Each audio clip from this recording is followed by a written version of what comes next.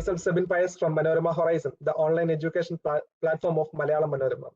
Welcome you all to our webinar on the topic Educational and Career Opportunities in Indian Armed Forces.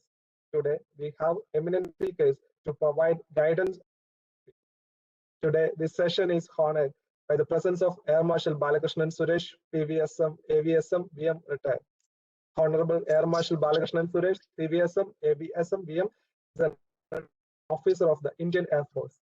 Looking to his career, he was molded through military establishment at a very young age of 12 and reached the prestigious position as Air Marshal of Indian Air Force.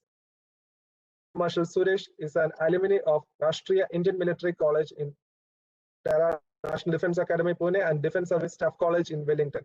He is graduated in Tactics and Air Combat Development Establishment and a postgraduate from Cranfield University, United Kingdom. Air Marshal Suresh was commissioned as a pilot in the Indian Air Force in 1980. He commanded No. 2 Squadron, the Winged Arrows, as a wing commander and Tactics and Air Combat Development Establishment as a group captain. Air Marshal Suresh held many other positions, including Joint Director and Director for Air Staff Inspection, Director, Operations, Joint Planning, Directing Staff and Commandant of TACDE, Air Assistant to the Chief of Air Staff, Assistant Chief of the Air Staff Operations, Air Defense, Senior Air Staff Officer at the Western Air Command. He was held the position of Air Officer in Chief Personnel at Air Headquarters, heading the staffing and recruitment of Indian Air Force. He also served the Air Officer Commanding in Chief, Southern Air Command during the time of Kerala flood in 2018. He retired as Officer Commanding in Chief of the Western Air Command. I hope his experience in the field will guide us through various possibilities related to Indian Air Force. I am honored to invite Air Marshal Balakrishnan Suresh as the chief speaker of the session. Welcome you, sir. Thank you. Today we have with us Brigadier N.V. Nair, retired, a native of Arakkuti in Alappuzha district. He was selected for training in Indian Military Academy, Dehradun, when he was studying in Maharajas College, Ernakulam in 1971. He was commissioned into artillery in 73. He is a graduate in Defence Service Staff College and postgraduate in Defence Studies. During his 35 long years of service, he held many commandant and staff appointments, including Army Headquarters. He has also commanded the prestigious Agni 2 Missile Brigade. He has served for 5 years continuously in Jammu and Kashmir during the turbulent period 1991 to 1996, which includes his unit command.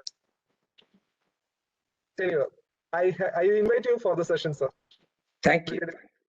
Here with us, Wing Commander Venu Nambishan, retired, with whose support the session was possible. He has several years of experience in Indian Air Force and has been part of the renowned Surya Kiran team, the aerobatic demonstration team of Indian Air Force. Welcome you to the session, sir. Thank you, Sebin.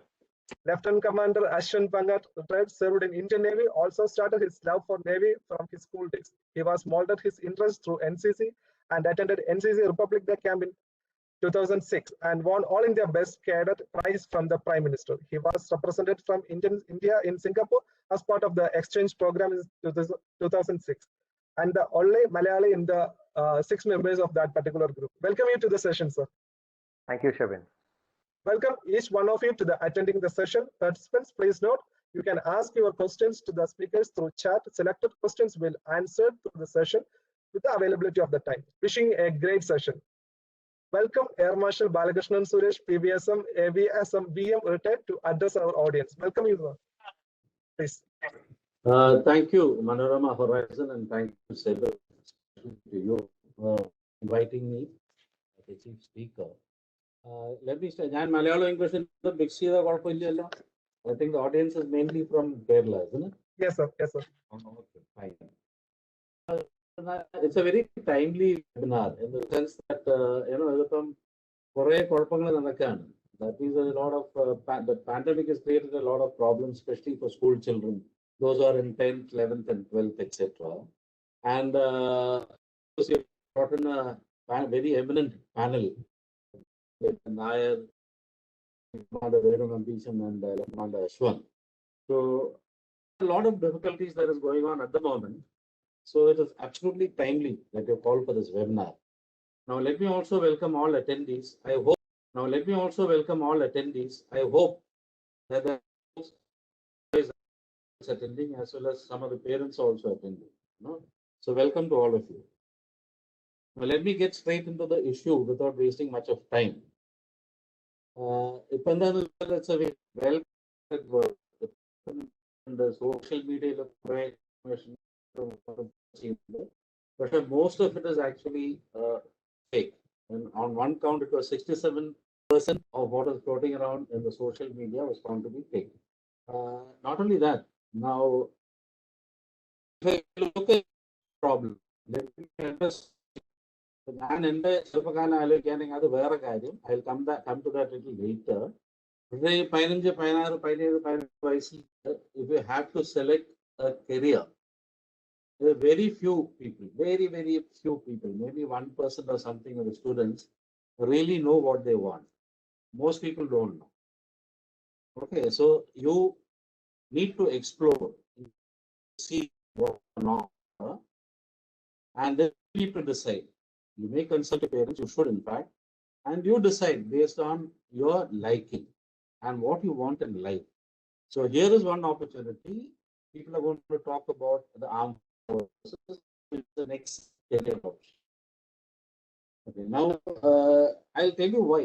In my case, it was very different. ഞാൻ പഠിച്ചതൊക്കെ initially തിരുവനന്തപുരത്താണ്. Holy Angeles കോൺവെന്റിൽ പഠിച്ചു 4 കൊല്ലം, പിന്നെ 1 കൊല്ലം saint ജോസഫ്സിൽ, പിന്നെ 2 കൊല്ലം ലോയോളയില്. അപ്പൊ believe me, I was a very shy student. എൻ്റെ സെക്കൻഡ് ലാംഗ്വേജ് ലോയോളയിൽ മലയാളമായി. Because my parents said this guy is too shy, ഇങ്ങനെ കേരളം വിട്ടു പോകാനുള്ള സാധ്യതകളൊന്നും ഇല്ല എന്നാണ് പറഞ്ഞത്. അതുകൊണ്ട് സെക്കൻഡ് ലാംഗ്വേജ് മലയാളം. അപ്പൊ it so happen that one day എൻ്റെ ഫാദർ ഒരു അഡ്വർടൈസ്മെന്റ് കണ്ടു. This was for Rashtriya Indian military college, Dehradun.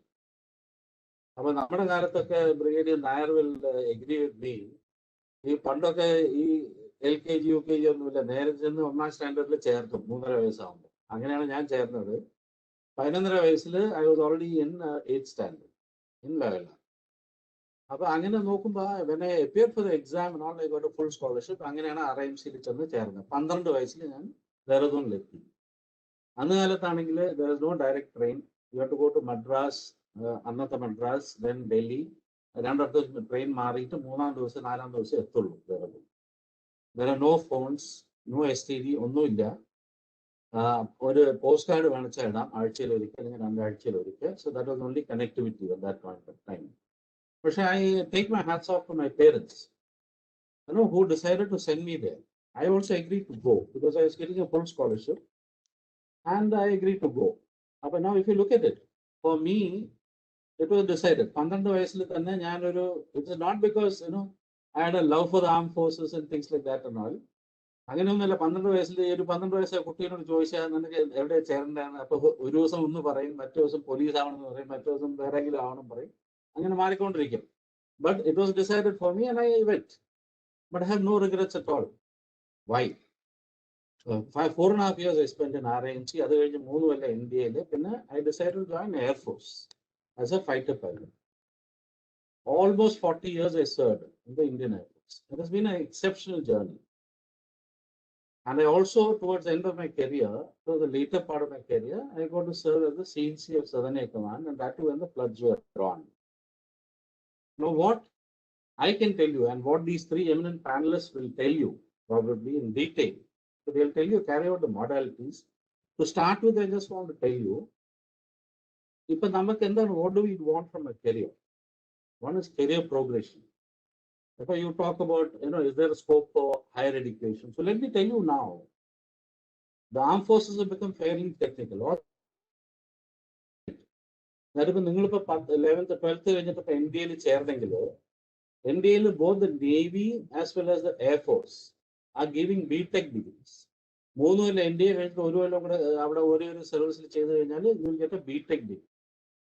So that is, in the Army is also offering the BTech to those who want it in NDA. So that is the level. So it is a very highly technical service. Service joins you got a lot of scope. I was a BSc from NDA. I got an MSc degree in Staff College in Defense and Strategic Studies. But I got an opportunity to do MSc in UK, in Cranfield University, in Global Security. And if you want to be in the ground, if you are an engineer, you will get to do your MTech. And even while you're leaving service, the pre-release courses, even army, the armed forces offer courses, directly resettlement. So it is during the training, during the service, and even while you resettle outside, you've got phenomenal opportunities to improve your career prospects. As a career in the armed forces, it is phenomenal. The pyramid is rather steep.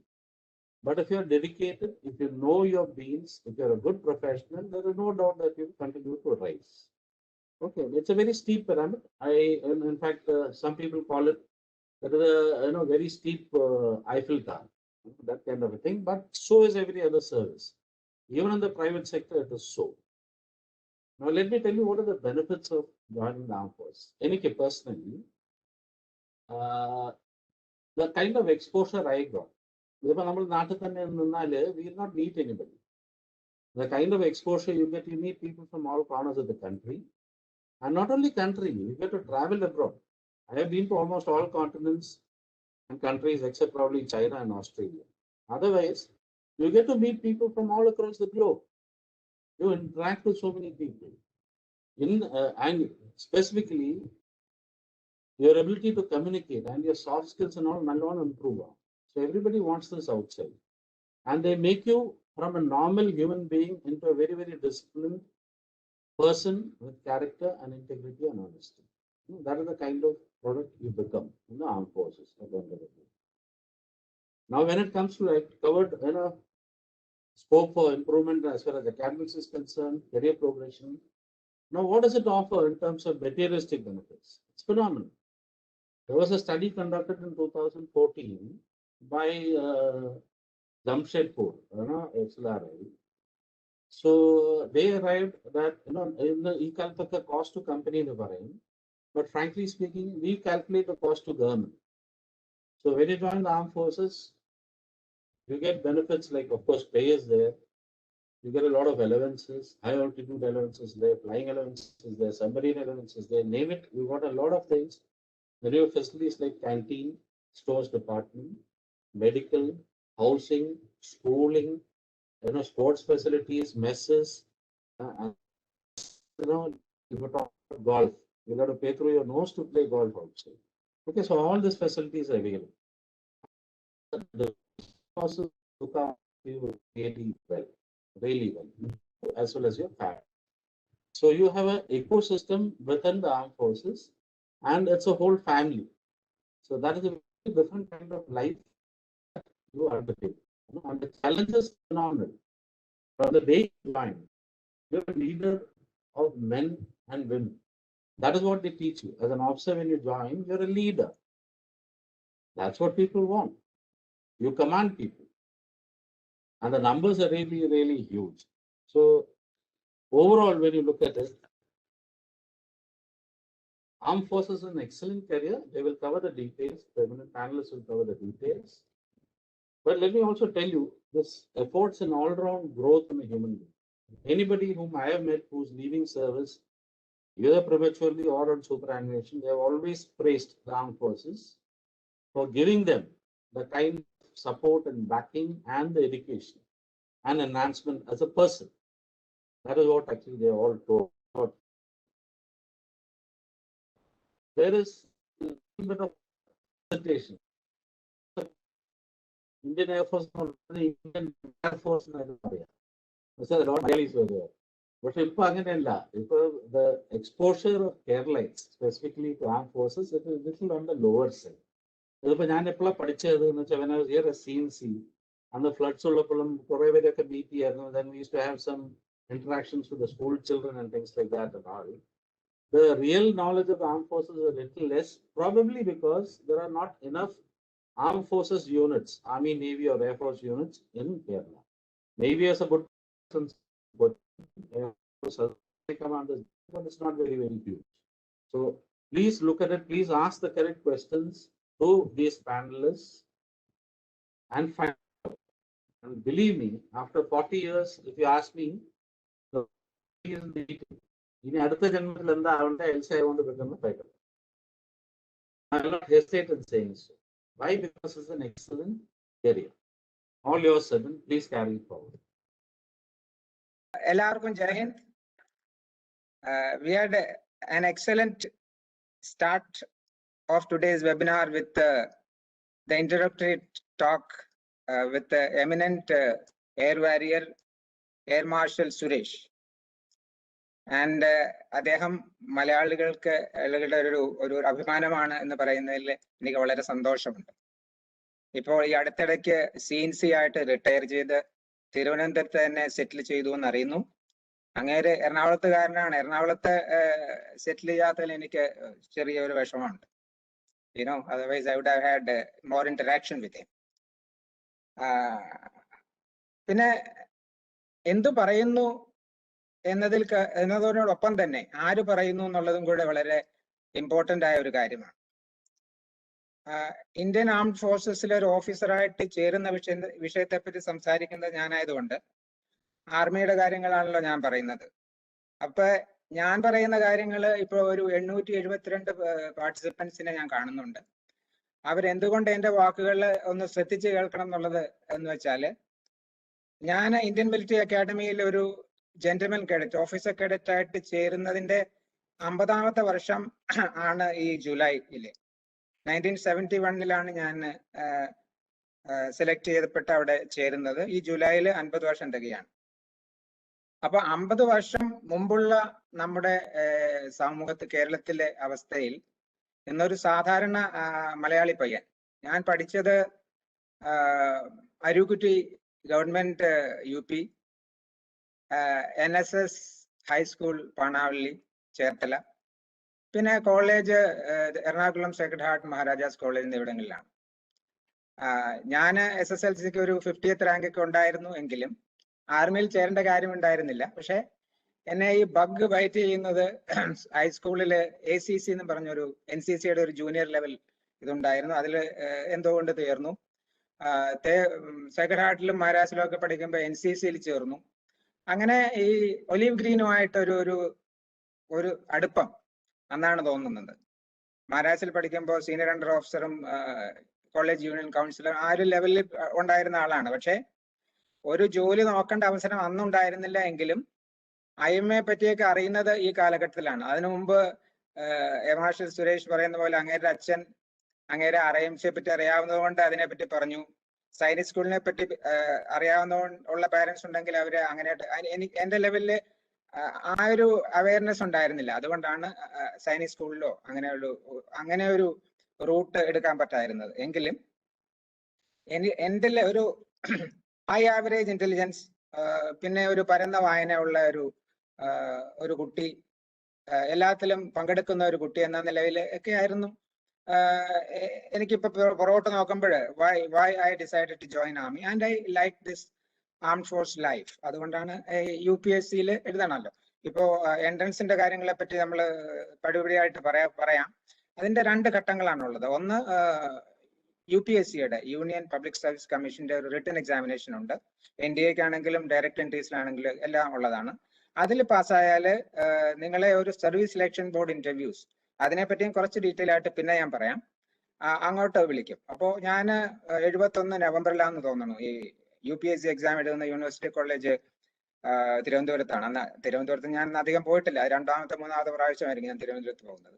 University കോളേജിൽ entrance examination എഴുതുന്നു, പാസ്സാകുന്നു. I was called for service selection board interview. അത് ജബൽപൂരിലായിരുന്നു. അപ്പോൾ കേരളത്തിന് പുറത്തുനിന്ന് അന്നൊന്നും ഞാൻ സഞ്ചരിക്കാനുള്ള അവസരമൊന്നും ഉണ്ടായിട്ടില്ല. അപ്പോൾ ജബൽപൂർ എത്തിപ്പെടണമെങ്കിൽ 18 വയസ്സുള്ള ഒരു പയ്യൻ എങ്ങനെയാണ് ചെയ്തെന്ന് looking back I wonder myself, how did I do it? So I was there and I passed. It's a 5 days interview. അതിനെപ്പറ്റി സ്വല്പം ഡീറ്റെയിൽ ആയിട്ട് കുറച്ച് സമയം കഴിയുമ്പോൾ പറയാം.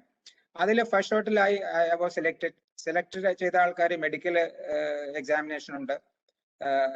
അത് കഴിഞ്ഞ് മെഡിക്കലി ഫിറ്റ് ആണെങ്കിൽ I was fit. അപ്പോൾ റിട്ടൺ ആൻഡ് SSBയുടെ മാർക്കിനോട് കൂട്ടി മെറിറ്റ് ലിസ്റ്റ് ഉണ്ടാവും. ഇന്ത്യയിലെ ഒരു 80% IMAയിലേക്ക് ഡയറക്ട് എൻട്രി സെലക്ട് ചെയ്തത്. അത് അതിൽ മെറിറ്റ് ലിസ്റ്റിൽ വന്നു. I joined in July 1971. 2 വർഷത്തെ ട്രെയിനിങ് അവിടെ കഴിഞ്ഞു. പിന്നെ എങ്ങനെ ഒരു ഇൻ സർവീസ് ട്രെയിനിങ്, അത് കാര്യങ്ങളെപ്പറ്റി ഞാൻ പിന്നെ സംസാരിക്കാം. അപ്പോ ആർമിയിലെ വിദ്യാഭ്യാസ തൊഴിൽ സാധ്യതകളെ കുറിച്ചാണ് ഞാൻ സംസാരിക്കാൻ ഉദ്ദേശിക്കുന്നത്. എന്തിന് അല്ല എന്തുകൊണ്ട് ആർmed ഫോഴ്സസിൽ ചേരണം എന്ന് എയർ മാർഷൽ സുരേഷ് പറഞ്ഞു. ഇനി എന്റെ വിങ്കോ നമ്പീശനും നമ്മുടെ കമാൻഡർ അശ്വത്തും ഒക്കെ അവരുടെ അഭിപ്രായം, അവരുടെ എക്സ്പീരിയൻസ് നിന്ന് why should you join armed forces എന്ന് പറയും. ആർമിയിൽ എന്തുകൊണ്ട് ചേരണമെന്ന് ചോദിച്ചാൽ ഒരു ടോപ്പ് ഫ്യൂ ബുള്ളറ്റ് പോയിന്റ്സ് എന്നോട് ആരെങ്കിലും ചോദിച്ചാൽ ഞാൻ പറയുന്നു. ഒന്ന്, ഒരു വർക്ക് ലൈഫ് ബാലൻസ് ആർmed ഫോഴ്സസിലുണ്ട്. ഇപ്പോഴ് IT-യിലൊക്കെ പോകാൻ എഞ്ചിനീയറിംഗ് പഠിച്ച പിള്ളേർക്ക് IT-യിൽ പോകാം. നല്ല pay package, CTC may be around 15 to 20 or even more, I don't know, but good pay package. But the way they are made to work, it is work and work. But ആർമിയിലോ എയർഫോഴ്സിലോ നേവിയിലോ ആണെങ്കിൽ വർക്കിന് time ഉണ്ട്, wars time അല്ലെങ്കിൽ normal ഒരു field area ആണെങ്കിലും ഒരു piece station ആണെങ്കിലും ഞാൻ പറയാണ് ഒരു 1:30-2 മണി വരെ ഓഫീസ് ഉണ്ടാവും, ട്രെയിനിങ് ഉണ്ടാവും. അത് കഴിഞ്ഞ് റെസ്റ്റ്, അത് കഴിഞ്ഞ് compulsory games. Then if you are once you are an officer, you have your social commitments, you have get-togethers, you have interaction with നമ്മുടെ ട്രൂപ്സോ ആയിട്ടുള്ള ബിഡാഖാനകൾ, അങ്ങനെ പല കാര്യങ്ങളും. അതൊരു പ്രത്യേക ഈ വർക്ക് ലൈഫ് ബാലൻസ് ആർmed ഫോഴ്സസിൽ മാത്രമേ ഉള്ളൂ. അത് it is more relevant now. What I have seen my nephews, my children, how they are working very hard, but are they enjoying their life? Perhaps not. They have the money, but they don't get a complete life എന്നാണ് എന്റെ ഒരു അഭിപ്രായം. പിന്നെ നമ്മൾ ഒരു ദേശ സുരക്ഷയുടെ ഭാഗമാണ്. അത് that is a aim plus. You are getting, it's a career for you. അതിനുള്ള ശമ്പളം കിട്ടും. So this is a career for you, but you are doing a noble job. ഈ സമൂഹം വളരെ ബഹുമാനത്തോടെ നോക്കിക്കാണുന്ന ഒരു വിഭാഗമാണ് ആർmed ഫോഴ്സസ്. നിങ്ങൾ ഏത് വിഭാഗത്തെയാണെന്ന് പബ്ലിക്കിനോട് ചോദിച്ചാൽ ഒരു ഗാലപ്പോൾ നടത്തുമ്പോൾ എപ്പോഴും നമ്പർ 1 ഈസ് ആർmed ഫോഴ്സസ്. അപ്പോ അങ്ങനെ ഒരു ഇതിന്റെ ഭാഗമായിട്ട് എന്തെല്ലാം ട്രഡീഷണൽ ഉള്ളതാണ്. ഞാൻ ഇപ്പൊ എയർ മാർഷല് 40 വർഷം സർവീസ് ചെയ്തു. എന്നൊക്കെ 3 സ്റ്റാർ ജനറൽ ആയിരുന്ന ആളാണ് ഞാൻ. 1 സ്റ്റാർ കിട്ടിയ ആളാണ്. അപ്പൊ ഞാൻ 35 വർഷം സർവീസ് ചെയ്തതിൽ പ്ലസ് 2 years IMA ഞാൻ 37 വർഷം ആർമി യൂണിഫോം ഇട്ടിട്ടുണ്ട്. ഒലീവ് ഗ്രീൻ യൂണിഫോം ഇട്ടുള്ള ആളാണ്. അപ്പോ ഈ ഒരു എല്ലാവരും ബഹുമാനിക്കുന്ന ഒരു വിഭാഗത്തിന്റെ ഭാഗമാകാൻ പറ്റുന്നത് ഒരു വലിയ ഭാഗ്യമാണ്. ഇപ്പോ തിരിഞ്ഞു നോക്കുമ്പോൾ ഞാൻ റിട്ടയർ ചെയ്ത് കഴിഞ്ഞിട്ട് ഒരു 10 വർഷത്തിൽ കൂടുതലായിട്ടുണ്ട്. എങ്കിലും ഇപ്പോഴും എന്റെ യൂണിറ്റിലെ ആൾക്കാർ രാവിലെ പരിചയമുള്ളവര് ജയഹിന്ദിന്റെ എത്ര മെസ്സേജുകളാണ് വരുന്നതെന്ന് അത്ഭുതമാണ്. എന്ന് പറഞ്ഞാൽ അവരങ്ങനെയാണ് നമ്മൾ നോക്കിക്കാണുന്നത്. ഞാൻ സർവ് ചെയ്ത യൂണിറ്റിന്റെ ആനിവേഴ്സറി റേസിംഗ് ഡേ ഉള്ളപ്പോൾ എവിടെയാണെങ്കിലും എനിക്ക് പോകാൻ പറ്റുമെങ്കിൽ ഞാൻ പോയി അറ്റൻഡ് ചെയ്യും. അപ്പോ ആ ഒരു കൂട്ടായ്മ വേറെ ഏതെങ്കിലും വിഭാഗത്തിനുണ്ടോ എന്ന് ചോദിച്ചാൽ ഇല്ലെന്നായിരിക്കും എന്റെ അഭിപ്രായം. പിന്നെ ഇന്ത്യ മുഴുവൻ കാണാൻ പറ്റും. ഞാൻ സർവീസിൽ ഓൾ ഓവർ ഇന്ത്യ അബൌട്ട് 18 കന്റോൺമെന്റ്സിൽ ഇരുന്നിട്ടുണ്ട്. എല്ലാ ലാൻഡ് ബോർഡറും കണ്ടിട്ടുണ്ട്. സ്റ്റാർട്ടിങ് ഫ്രം ബംഗ്ലാദേശ്, ചൈന ആയിട്ടുള്ള അരുണാചൽ പ്രദേശ് ആകട്ടെ, ഇപ്പുറത്തേക്ക് വന്നാല് വാലിയിൽ ലേ ലഡാക്ക് വാലിയില് ഞാൻ ഈ പറഞ്ഞ പോലെ ഒരു 6 വർഷം തുടർച്ചയായിട്ട് സർവീസ് ചെയ്തിട്ടുണ്ട്. ഒരു 91-96 കാലത്തിൽ. പിന്നെ ബ്രിഗേഡിയർ ആയിട്ട് പിന്നെയും ചെയ്തിട്ടുണ്ട്. പിന്നെ ഇങ്ങോട്ട് താഴത്തോട്ട് വന്നാൽ രാജസ്ഥാൻ ബോർഡർ, ആ ഒരു ഡെസേർട്ട് സെക്ടർ രാജസ്ഥാൻ, അവിടെ സർവ് ചെയ്തിട്ടുണ്ട്. എല്ലാം കാണാൻ പറ്റും. think about the type of food which you taste. It's not only what we get in Kerala. I'm in love with so many other things. I mean, time doesn't permit me to say that what I enjoyed in army as from the cuisine point of time. പിന്നെ ഉള്ളത് physical fitness. ഇപ്പൊ പലർക്കും നമ്മുടെ പോലീസിനെ കാണുമ്പോ, കേരള പോലീസിനെ ഒക്കെ കാണുമ്പോ എനിക്ക് ആവാസം പറഞ്ഞ നാണം തോന്നും. The way they have their the midriff, കൊടവയറും വച്ചുകൊണ്ട് നടക്കുന്ന കണ്ടാല് it never happens in armed forces. It's a part. Every year, if you want to get your leave, you have to pass your battle physical efficiency test എന്നാണ് ആർമിയിൽ പറയുന്നത്. അതില് 2 mile ഓട്ടം, അങ്ങനെ പല ഫ്ലെക്സിബിലിറ്റി ഉള്ള കാരണങ്ങൾ ഇതെല്ലാം പാസ്സായതിനൊക്കെ ലീവിൽ വിടുള്ള ആൾക്കാര്. അപ്പൊ ബൈ ഫോഴ്സ് ഞാൻ ഈ പറഞ്ഞ പോലെ വൈകുന്നേരം ഗെയിംസ് ഉണ്ട്. ട്രൂപ്സിന്റെ കൂടെ ഗെയിംസ് കളിക്കണം. ഫുട്ബോൾ, ബാസ്കറ്റ്ബോൾ, വോളിബോൾ, അങ്ങനെയുള്ള കാര്യങ്ങൾ ഇല്ലാതെ your own officer like sports, golf, അതുപോലെ കാര്യങ്ങളുണ്ട്. ടെന്നീസ് ഉണ്ട്, സ്ക്വാഷ് ഉണ്ട്. അതിനൊക്കെയുള്ള ഒരു അവസരം ആർമിയിലോ or ആർmed ഫോഴ്സസിൽ മാത്രമേ കിട്ടുള്ളൂ. അത് it is feeling stay fit, you must join armed forces. പിന്നെ last but the first one is the command of troops. അതൊരു ഡിഫറെന്റ് ഫീലിംഗ്. ഞാനൊരു സെക്കൻഡ് ലെഫ്റ്റനന്റ് 1 Pipper ആയിട്ട് ജോയിൻ ചെയ്ത യൂണിറ്റ് ഞാൻ കമാൻഡ് ചെയ്യുന്നത് 91-94 കാലത്തിലാണ്. അപ്പോൾ എനിക്കൊരു 21 വർഷം സർവീസ് കിട്ടിക്കഴിഞ്ഞിട്ട് second lieutenant, captain, major, lieutenant colonel എന്നാണ് ഇപ്പോഴത്തെ ആർമിയിലെ കമാൻഡിംഗ് ഓഫീസർ. ഞാൻ ആകുന്നത് ഒരു 21 വർഷം, അന്ന് ഒരു 21 വർഷമൊക്കെ എടുക്കും ഒരു ഓഫീസർ കമാൻഡിംഗ് ഓഫീസർ ആകാൻ. ഞാൻ ഒരു ചൈൽഡായിട്ട് ചേർന്ന എൻ്റെ കൂടെ ഉണ്ടായിരുന്ന റിക്രൂട്ട് ആണ് ഞാൻ കമാൻഡിംഗ് ഓഫീസർ ആയപ്പോ എൻ്റെ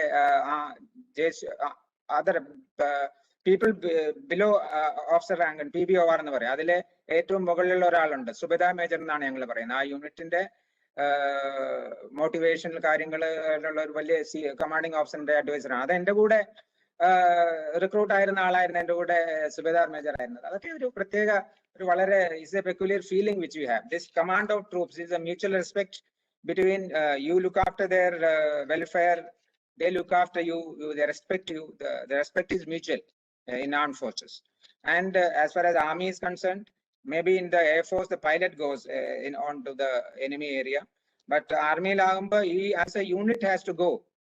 If you want to attack, capture an enemy objective, the young officer, the officers lead and lead the troop, and that's how we do things. Appo peace time bonding, and that feeling, if you want to get it, and that is one thing you have to feel. And അത് എങ്ങനെയെന്ന് എനിക്ക് define ചെയ്യാൻ ബുദ്ധിമുട്ടാണ്. അതിന് വേണമെങ്കിൽ command of troops feeling കിട്ടാൻ ആർmed ഫോഴ്സസിൽ ചേരണം. പിന്നെ ആർമിയിൽ ചേർന്നാൽ നിങ്ങൾക്ക് പട്ടാളക്കാരനല്ല, ഒരു ഹെലികോപ്റ്റർ പൈലറ്റും കൂടെ ആകാം ഓഫീസർ ആണെങ്കിൽ. നിങ്ങൾക്ക് ആർമി ഏവിയേഷൻ എന്ന് പറഞ്ഞിട്ടുണ്ട്, ഒരു ക്യാപ്റ്റൻ ലെവലിൽ you can go for the selection, or pilot battery test ഉണ്ട്, അതിന്റെ ആപ്റ്റിറ്റ്യൂഡ് ഉണ്ടെങ്കിൽ you can go and fly helicopters also. ആർമിയുടെ ഘടനയെ പറ്റി ഒന്ന് പറയാം. നമ്മൾ ഇപ്പൊ ആർമി എന്ന് പറഞ്ഞാൽ what does it consist of? അതിൽ ഇൻഫൻട്രി ഉണ്ട്. നമ്മൾ കാലാൾപ്പട എന്ന് പറയുന്ന ഇൻഫൻട്രി, അതാണ് the major part, which is the bayonet arm എന്ന് പറയുന്ന അറ്റാക്ക് ചെയ്യുന്നത് അവരാണ്. അവരുടെ കൂടെ ആർട്ടിലറി ഫയർസ് അങ്ങനെയൊക്കെയുള്ള ആൾക്കാരുണ്ടെങ്കിലും basically it is infantry which assaults, or armored corps, tanks, depending on mountains. It is predominantly infantry, and in plains it will be infantry assisted by armored tanks and mechanized vehicle borne infantry. Appo infantry ellavarkum fire power venam. The first attack we do is with fire. Other mainly cheyyunnathu artillery. I am from artillery. Artillery guns, rockets, missiles, അങ്ങനെയുള്ള പല കാര്യങ്ങളും ഉണ്ട്. പലതരത്തിലുള്ള ഇതുണ്ട്. അപ്പോ infantry കഴിഞ്ഞാൽ ഏറ്റവും കൂടുതൽ യൂണിറ്റ് ഉള്ളത് ആർട്ടിലറിക്കാണ്.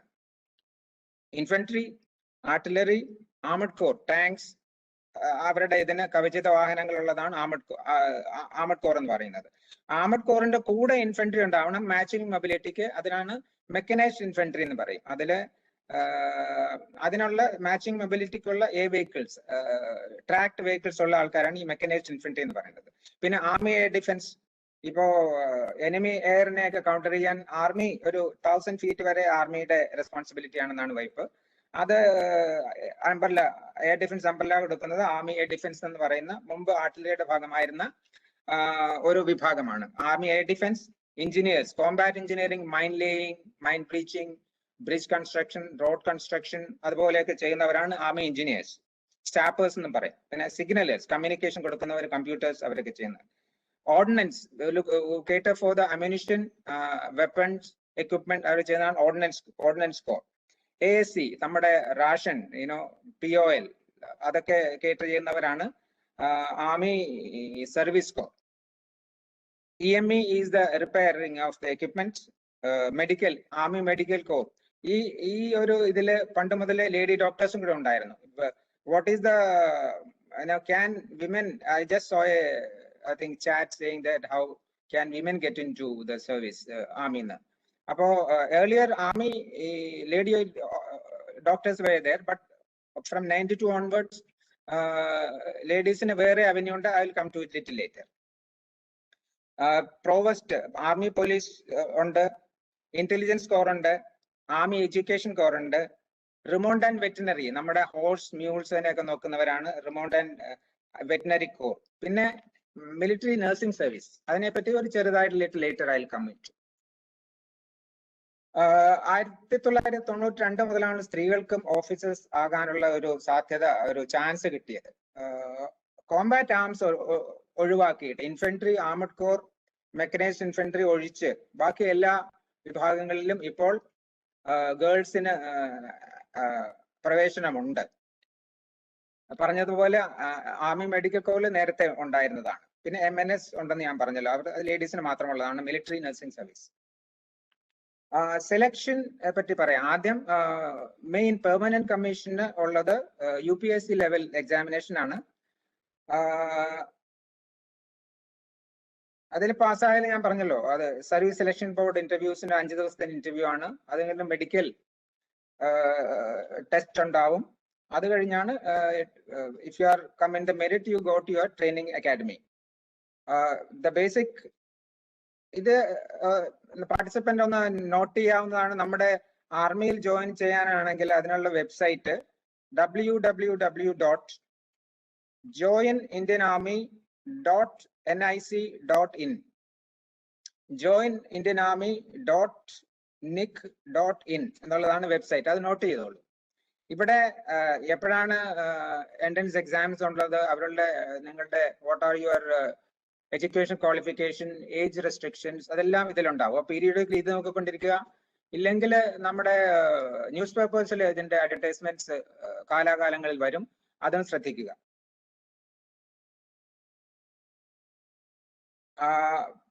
കമ്മീഷൻ എന്ന് പറഞ്ഞാൽ ആർമിയിൽ ഓഫീസർ ആകുക എന്നുള്ള ആ ഒരു പ്രോസസ്സിന് or in armed force it is called commissioning. President ആണ് അതൊരു പലർക്കും അറിയാവുന്ന കാര്യം ആയിരിക്കണമെന്നില്ല. ഇന്ത്യൻ പ്രസിഡന്റ് സ്വന്തം കയ്യൊപ്പിടുന്ന ഒരു ഡോക്യുമെന്റ് ആണ് പെർച്ച്മെന്റ് എന്ന് പറയാം. You are commissioned as an officer of the Indian armed forces എന്നുള്ളത് വളരെ we should be very proud to get personally signed by the president of India. അങ്ങനെയാണ് കമ്മീഷൻ കിട്ടുന്നത്. കമ്മീഷന് 2 ടൈപ്പ് ഉണ്ട് ബേസിക്കലി. ഒന്ന് പെർമനന്റ് കമ്മീഷൻ, പിന്നെ ഷോർട്ട് സർവീസ് കമ്മീഷൻ. പെർമനന്റ് കമ്മീഷനുള്ള the main avenue is through National Defense Academy. Class 12 പാസ്സായ കുട്ടികൾക്ക് within that age band you can appear for the NDA entrance examination. അത് ആ എക്സാമില് പേപ്പേഴ്സ് ഉണ്ട്, details you can get from the website.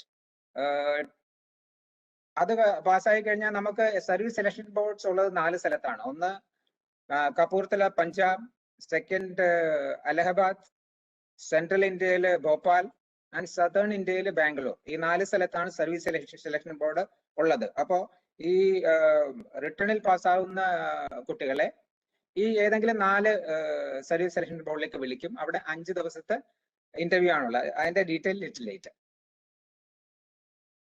NDA പറഞ്ഞതുപോലെ 3 വർഷത്തെ it's for army, navy and air force.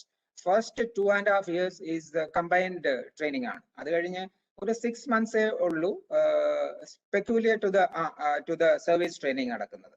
അവിടുന്ന് pass out 3 years കഴിയുമ്പോൾ pass out ആവും. അത് കഴിഞ്ഞ് army officers go to for 1 year basic army training in Indian Military Academy, which is at Dehradun. In my time, I was direct to Indian Military Academy. I had 2 years training. And നമ്മുടെ സർവീസസിൽ ഈ semester system ആണ്. ഞങ്ങൾ semester എന്നല്ല എന്നാ പറയുന്നത്, 6 months ഒരു term എന്നാണ് പറയുന്നത്. I joined the first term and second termൽ വേറെ കുറച്ച് ആളുകൾ വരും. ആർമിയിൽ തന്നെയുള്ള ആർമി കേഡറ്റ് കോർ വഴി വരുന്ന കുറച്ച് കുട്ടികളാണ് സെക്കൻഡ് ടേമിൽ എന്റെ ഇതിൽ വന്നിരുന്നത്. തേർഡ് ടേം ആകുമ്പോഴാണ് ഈ NDA സെക്കൻഡ് ടേമിൽ OTA വരും. NCC ഡയറക്ട് എൻട്രീസ് ഉണ്ട്, അവരും സെക്കൻഡ് ടേമിലാണ് വന്നിരുന്നത്. തേർഡ് ടേമിലാണ് the bulk of 2/3 of the course is from NDA and technical. ഞാൻ കുറച്ച് കഴിയുമ്പോൾ പറയാം, ടെക്നിക്കൽ ഗ്രാജുവേറ്റ്സിനും ചെയ്യാം. അപ്പൊ അവരും വരുന്ന തേർഡ് ടേമിലാണ്. Third and fourth term we all train together. And after the 4th term, now it is only 1.5 years in IMA. അത് കഴിഞ്ഞിട്ടാണ് അവർക്ക് കമ്മീഷൻ. ഇപ്പൊ ലെഫ്റ്റനന്റ് ആയിട്ടാണ്. എന്റെ ടൈമിൽ 1 pipper സെക്കൻഡ് ലെഫ്റ്റനന്റ് ആയിരുന്നു ഞങ്ങൾ.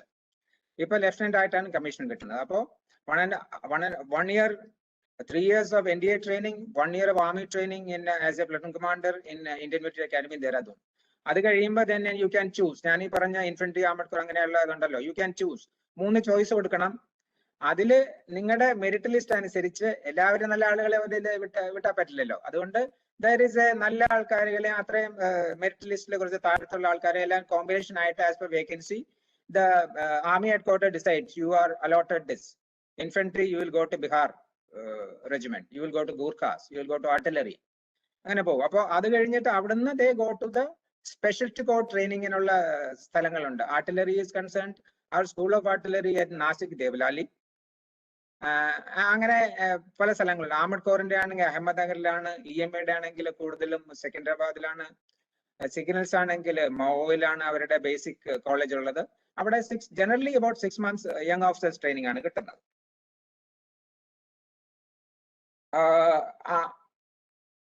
NDAയിൽ പഠിക്കുമ്പോൾ ഈ 3 വർഷത്തെ ട്രെയിനിങ്ങിനോട് കൂടെ നിങ്ങൾ അവിടുന്ന് പാസ് ഔട്ട് ആകുമ്പോൾ BSc അല്ലെങ്കിൽ BA ബിരുദം കിട്ടും. അതിനുള്ള ചെറിയൊരു ജവഹർലാൽ നെഹ്റു യൂണിവേഴ്സിറ്റിയിൽ നിന്നാണ് ഇത് കിട്ടുന്നത്.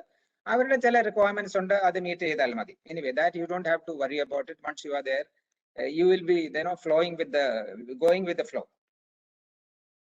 പിന്നെയുള്ളത് second combined defence service exam ആണെങ്കിലാണ് ഈ ഡയറക്ട് എൻട്രീസ് ഞാൻ പറഞ്ഞ പോലുള്ള അവർക്ക് പോകാൻ പറ്റുന്നത്.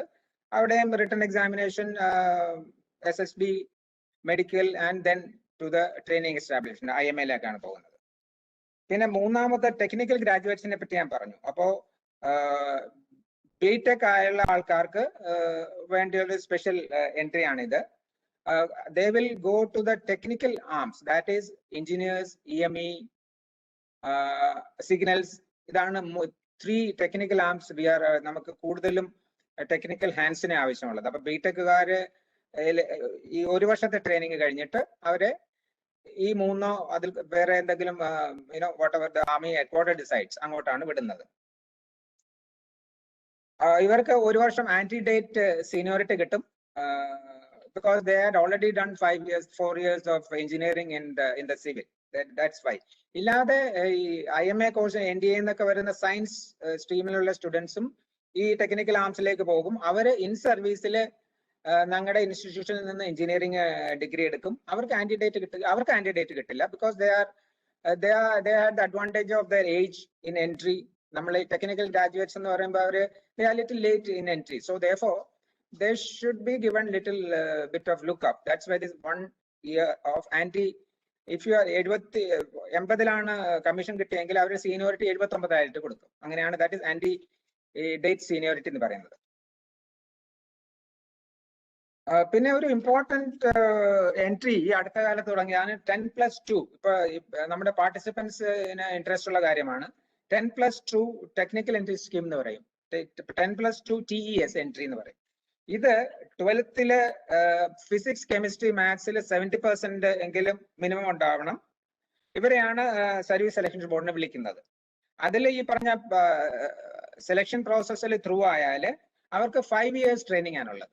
അത് പല ഘട്ടങ്ങളായിട്ടാണ്. അതിൽ 1 വർഷം ബേസിക് മിലിറ്ററി ട്രെയിനിങ്, 1 വർഷത്തേക്ക് officers training academy OTA Gaya. ആദ്യത്തെ ഒരു ഓഫീസേഴ്സ് ട്രെയിനിങ് അക്കാഡമി നമ്മളെല്ലാം അറിയുന്നത് ചെന്നൈയിലുള്ളതാണ്. അതിനെപ്പറ്റി ഞാൻ സ്വല്പം ഇത് കഴിഞ്ഞിട്ട് പറയാം. ഇവർക്ക് വേണ്ടിയിട്ട് പ്രത്യേകം ഒരു അക്കാഡമി ഗയയിലാണുള്ളത്. Officers training academy at Gaya. അവിടെ 1 വർഷത്തെ ബേസിക് മിലിറ്ററി ട്രെയിനിങ്. അത് കഴിഞ്ഞിട്ട്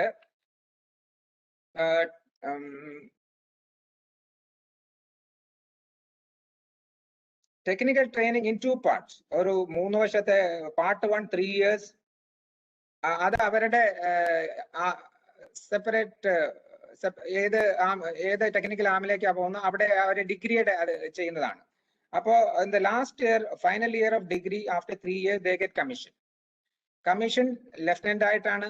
അത് കഴിഞ്ഞിട്ട് ഇൻ സർവീസ് 1 വർഷവും കൂടി ട്രെയിനിങ് ഉണ്ട്. അത് കഴിഞ്ഞിട്ടാണ് യൂണിറ്റിലേക്ക് അയക്കുന്നത്. ടോട്ടൽ 5 year ട്രെയിനിങ് ആണ് ഈ ടെക്നിക്കൽ എൻട്രീസിനുള്ളത്. ഇപ്പോഴത്തെ നമ്മുടെ പാർട്ടിസിപ്പൻസിന് കൂടുതലും 12th കഴിഞ്ഞൊക്കെ നിൽക്കുന്ന ആൾക്കാരായിരിക്കും, അല്ലെങ്കിൽ 10th-ലുള്ളവരായിരിക്കും. Please look at it as a very good way in which you can get into the armed forces. ആർമിയിൽ ഉള്ളത് ഇങ്ങനെയാണ്. ബാക്കിയുള്ളത് other 2 panelists will tell you. പിന്നെ ഉള്ളത് short service commission. Short service കമ്മീഷന്റെ സ്ഥലം, ട്രെയിനിങ് ചെയ്യുന്ന സ്ഥലം ഉള്ളത് OTA ചെന്നൈ ആണ്. അവിടെ 11 months ട്രെയിനിങ് ആണുള്ളത്. ഇതിൽ non technical NT and non technical and technical രണ്ട് ഇതിലേക്കും എടുക്കും. ഇതിന്റെ 10 to 14 years ആണ് സർവീസ് ഉള്ളത്. 10 years വരെ നിർബന്ധമാണ്. അത് കഴിഞ്ഞ് you can give a choice whether you want to continue or not. And within that 4 years you can, if you want to resign, you can resign. And short service commission women ഉണ്ട്, അതും technical and non technical ഉണ്ട്. അവരും 14 years ആണ്. Training is for 49 weeks. Selection criteria is the same. The training standards are the same. പിന്നെ പെൺകുട്ടികൾക്കുള്ള വേറൊരു avenue military nursing service. ഇതിന് first അറ്റംപ്റ്റിൽ 10+2 pass ആവണം. Physics, chemistry, biology ആണ് ഉണ്ടാവേണ്ടത്. വേക്കൻസി 220 ആണ് ഇൻ എ ഇയർ. ഇതിന് കമ്പ്യൂട്ടർ ബേസ്ഡ് 90 minutes ഒരു test ഉണ്ട്. അതിൽ പാസ് ആയാൽ then there is an interview and then you are detailed for the course. There are 4 major hospitals in India. അവിടെയാണ് ഈ മിലിറ്ററി നഴ്സിംഗ് സർവീസിനുള്ള. അത് 4 years BSc നഴ്സിംഗ് ആണ് അവിടെ ചെയ്യുന്നത്. അത് once you successfully pass this, you will be a as lieutenant captain. The rank is the same, pay is the same. So it's a very lucrative appointment. You can enjoy life of defense forces, and you can be in a hospital. For girls, this is a very lucrative opportunity, I feel. Try for it if you want to. Or nursing service edutha foreigner poanundengil, well, that is your choice. Or if you want to be in armed forces, there is an opportunity. Then RVC under 21 to 32 years. Anyway, for our participants, I think it's not relevant. SSB ഒന്ന് പറഞ്ഞു നിർത്താം. എന്താന്ന് വെച്ചാല് 5 days process ആണ് interviews. അപ്പൊ ഇതില് there are 3 people looking at you. See, അവരെ നോക്കുന്നത് where you have the potential and the attitude to be a leader in battle conditions. അതാണ് അവർ ബേസിക്കലി നോക്കുന്നത്. അതിൽ 3 പേരാണ് is going to judge you. One is a psychologist. There is a psychological analysis of, you have to give you a reaction to, give you a, for example, give you a photo of one scene. You have to write within about 3 minutes, you have to write a story about it. Then there will be slides, about 10-15 of the slides will be there. Then there will be some IQ test. So he will test you in these surroundings. What is your attitude? Are you okay for the services or not? Pinna in the same time, other than a group testing officer major under angere kude, you will be there in a small group of about 6 to 8 persons, candidates. You are put into different things of group. As a group, how will you behave? If you are appointed as a leader, how are you going to lead the team? If you are given a task to, how will you plan? How will you take the opinion for the group? അങ്ങനെയുള്ള കാര്യങ്ങൾ. പിന്നെ you have to give a lecture. Then the GTO himself will interview. When you are doing it, he will call you and give you another special task. He will give you some people. These 3 people are with you, and you have to cross this obstacle. How will you? All of you how will you take them across? അപ്പൊ ഇതിലൊക്കെ whether you got the leadership skill, if are you a member, how are you going to behave like a member in a team, ആ കാര്യങ്ങളൊക്കെയാണ് group testing officer നോക്കുന്നത്. അപ്പൊ ഇതൊക്കെ ഈ 2 കാര്യങ്ങൾ നടത്തുന്നതിന്റെ ഇടയിലുള്ള ടൈമില് ഏതെങ്കിലും ഒരു ദിവസം then you are called for a interview, face to face interview, which the civil service people talk about, the IAS interview. It is also about 30-40 minutes, maybe 1 hour, depending on whether he has to make up his mind. It is the president of the selection board or is the deputy. He is the interviewing officer. He is the man who has passed that procedure, how to interview and get out of his personality. So these 3 people independently watches you in the service selection board. Adu kazhinja final conference ullappode you are called. Then there will be if there is these 3 people will ask any further question to ask. Once you are asked to go, then these 3 people will say from their side, is he okay or not? That's if all the 3 has to say, then you are in. That's how the service selection board is there. So there is nothing to worry about, it is how you are. You cannot make up, because there are 3 experienced people looking at you. Appa are fool cheyna karyam is not possible. So if you have it in you, you can be through, because Dr. Kalam Paranju, he wanted to join Air Force, he could not, but it doesn't mean that he proved himself in other fields. So if you are not selected for in service selection board, it doesn't mean that you are not good. It only says that you are not fit enough. We don't have that credentials which they are looking for armed forces. That's it. But you can keep appearing. There is no limitation for appearing in service examination, service selection board interviews. അപ്പോ പിന്നെ ഒരു last point ആയിട്ട് പറയാനുള്ളത്, ഇപ്പൊ നിങ്ങൾക്ക് it's not relevant to you people because you are already in the school. There is a Sainik school, there is a military school, and there is Rashtriya RIMC. Master Suresh പറഞ്ഞ പോലെ he was a alumni of that institution. If not you cannot go, but your siblings, ningade nephews or ningade brothers, even girls now can get into it. So please keep this in your mind. If you feel that this boy is good enough for this, or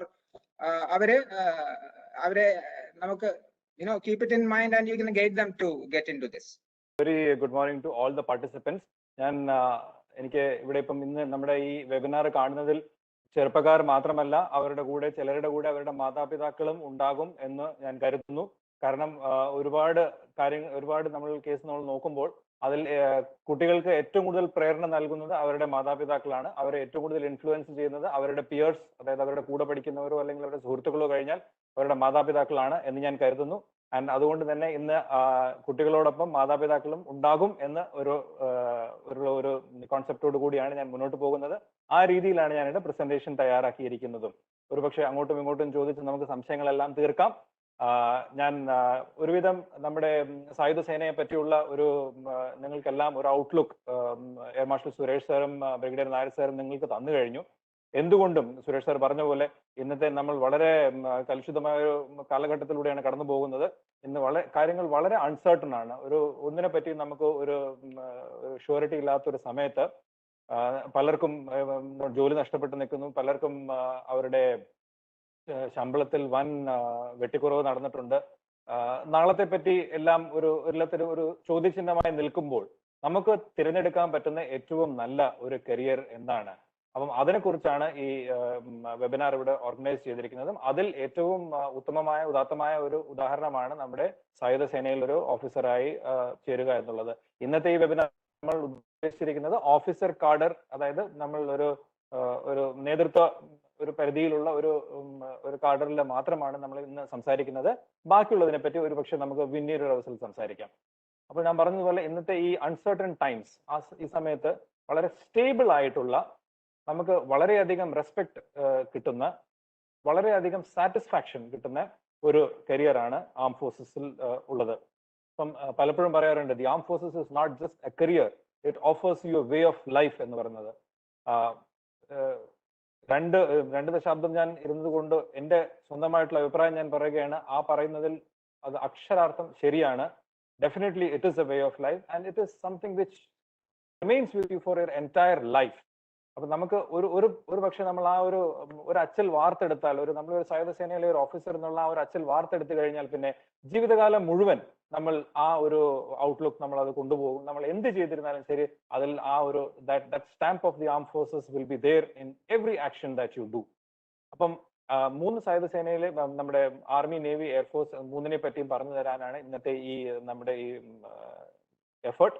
അപ്പൊ അതിൽ already നിങ്ങൾ ആർമിയെ കുറിച്ച് കേട്ട് കഴിഞ്ഞു.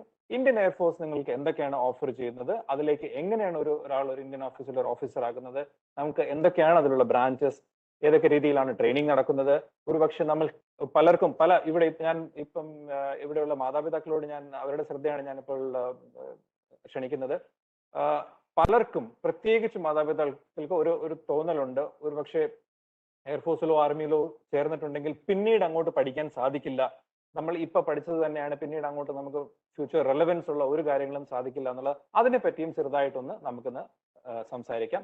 ഞാനൊരു ചെറിയൊരു presentation തയ്യാറാക്കിയിട്ടുണ്ട്. സമയപരിധി കാരണം ഞാൻ അതിന് വളരെ ചുരുക്കം കുറച്ച് സ്ലൈഡ് മാത്രമേ ഞാൻ അതിൽ വെച്ചിട്ടുള്ളൂ. അത് ഞാൻ നിങ്ങളെ കാണിക്കാൻ ശ്രമിക്കാം.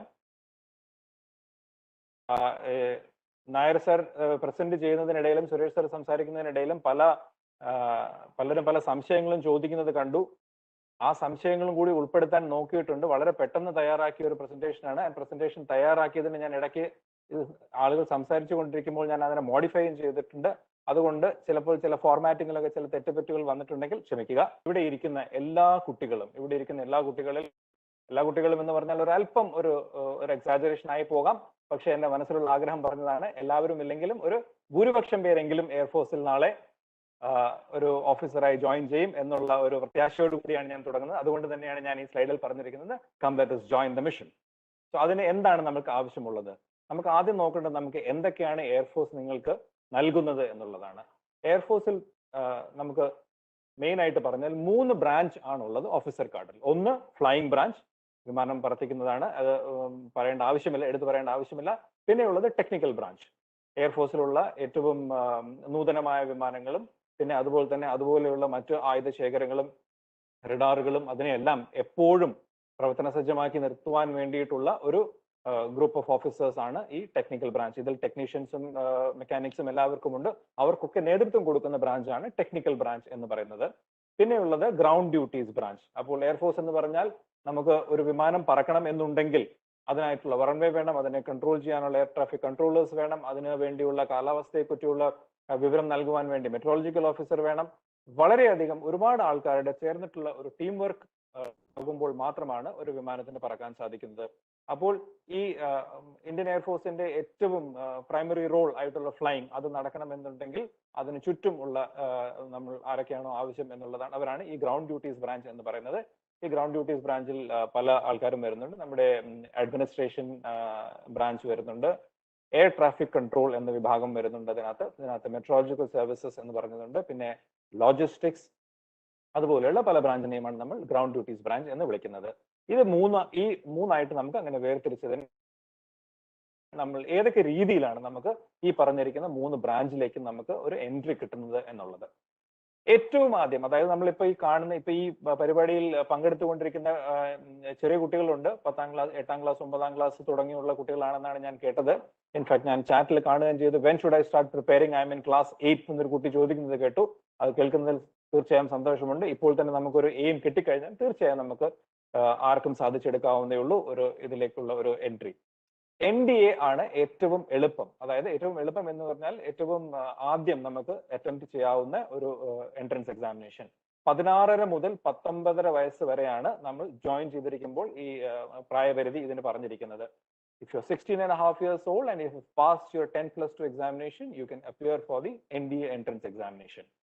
എങ്ങനെയാണ് NDA എൻട്രൻസ് എക്സാമിനേഷൻ നടത്തുന്നത്?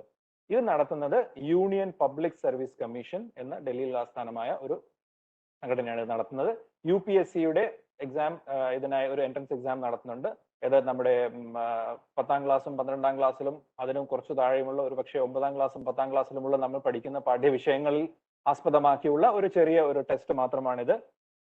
വളരെ ബുദ്ധിമുട്ടുള്ളതല്ല. ഇതിന് പല തരത്തിലുള്ള ഗൈഡുകളും ഈ നമ്മുടെ മാർക്കറ്റിൽ അവൈലബിൾ ആണ്.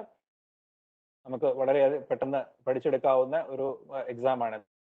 പിന്നെയുള്ളത് എന്ന് പറയുന്നത് AFA ഡയറക്റ്റ് എൻട്രി. AFA എന്ന് പറഞ്ഞാൽ എയർഫോഴ്സ് അക്കാഡമി എന്നാണ് അതിന്റെ അർത്ഥം.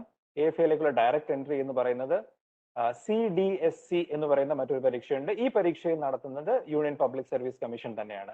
അപ്പോൾ ഈ CDSC പരീക്ഷയും NDA ആണ് ഏറ്റവും കൂടുതൽ ആളുകൾ ഉപയോഗിക്കുന്നത് എയർഫോഴ്സിൽ ചേരുവാനായിട്ട്. പിന്നെ ഇത് കൂടാതെ ഉള്ളത് NCC സ്പെഷ്യൽ എൻട്രി. ഇപ്പോൾ ഇത് കണ്ടുകൊണ്ടിരിക്കുന്ന കുട്ടികളിൽ ആരെങ്കിലും NCCയിൽ ഉണ്ടെന്നുണ്ടെങ്കിൽ അവർക്ക് ഈ NDAയും CDSും അല്ലാതെ എയർഫോഴ്സിൽ ജോയിൻ ചെയ്യാവുന്ന മറ്റൊരു മാർഗമാണ് NCC സ്പെഷ്യൽ എൻട്രി. അതിനായി നമുക്ക് NCCയുടെ C സർട്ടിഫിക്കറ്റ് ഉണ്ടെങ്കിൽ നേരിട്ട് നമുക്ക് ഈ NCC സ്പെഷ്യൽ എൻട്രിയിലേക്ക് നമുക്ക് ചേരുവാൻ സാധിക്കുന്നുണ്ട്. പിന്നെ ground duty and technical branches എന്ന് പറഞ്ഞ 2 അഡീഷണൽ ബ്രാഞ്ചസ് ഉണ്ട്.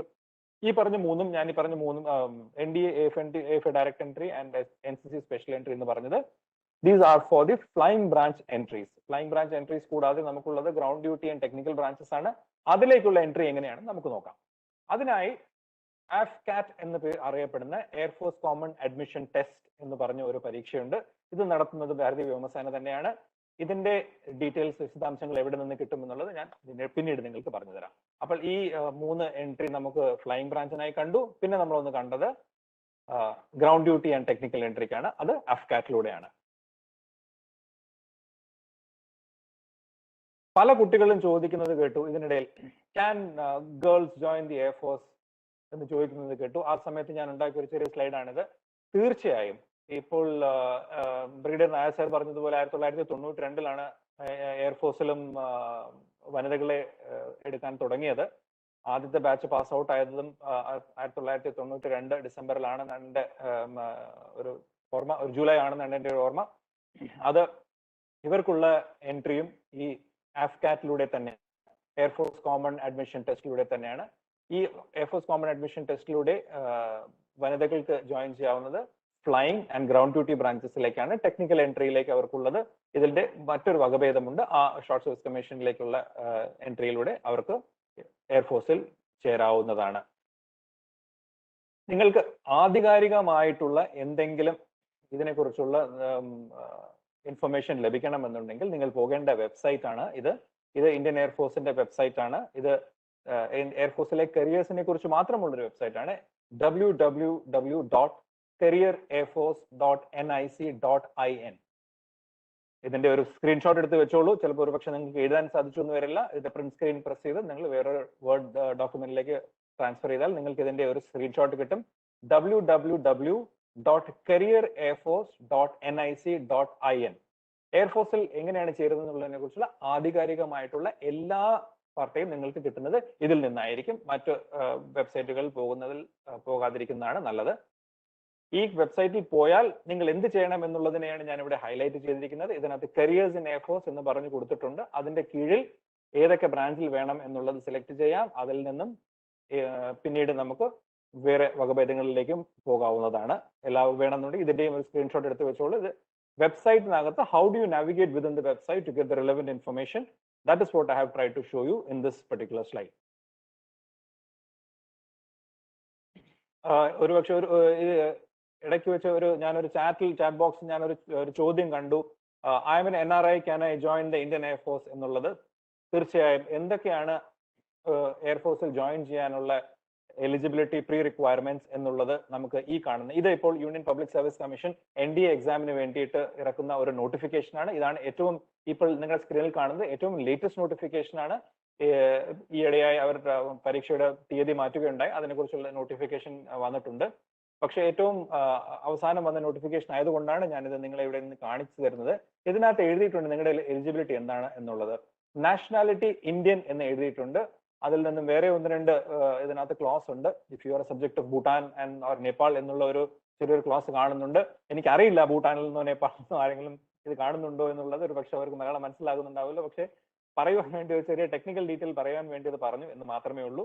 തീർച്ചയായും NRIs എന്ന് പറഞ്ഞ ഒരു ചോദ്യം കണ്ടു.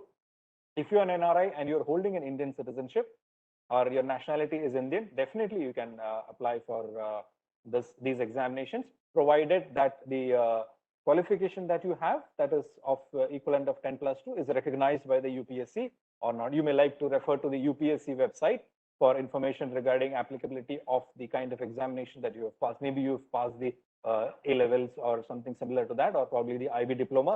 Whether they are accepted by the UPSC, I would request you to kindly refer to the UPSC website of the applicant. Otherwise, what is required of you is to have passed the 10+2 examination, and for the flying branch with physics and maths, and for others, there are certain other requirements which are mentioned.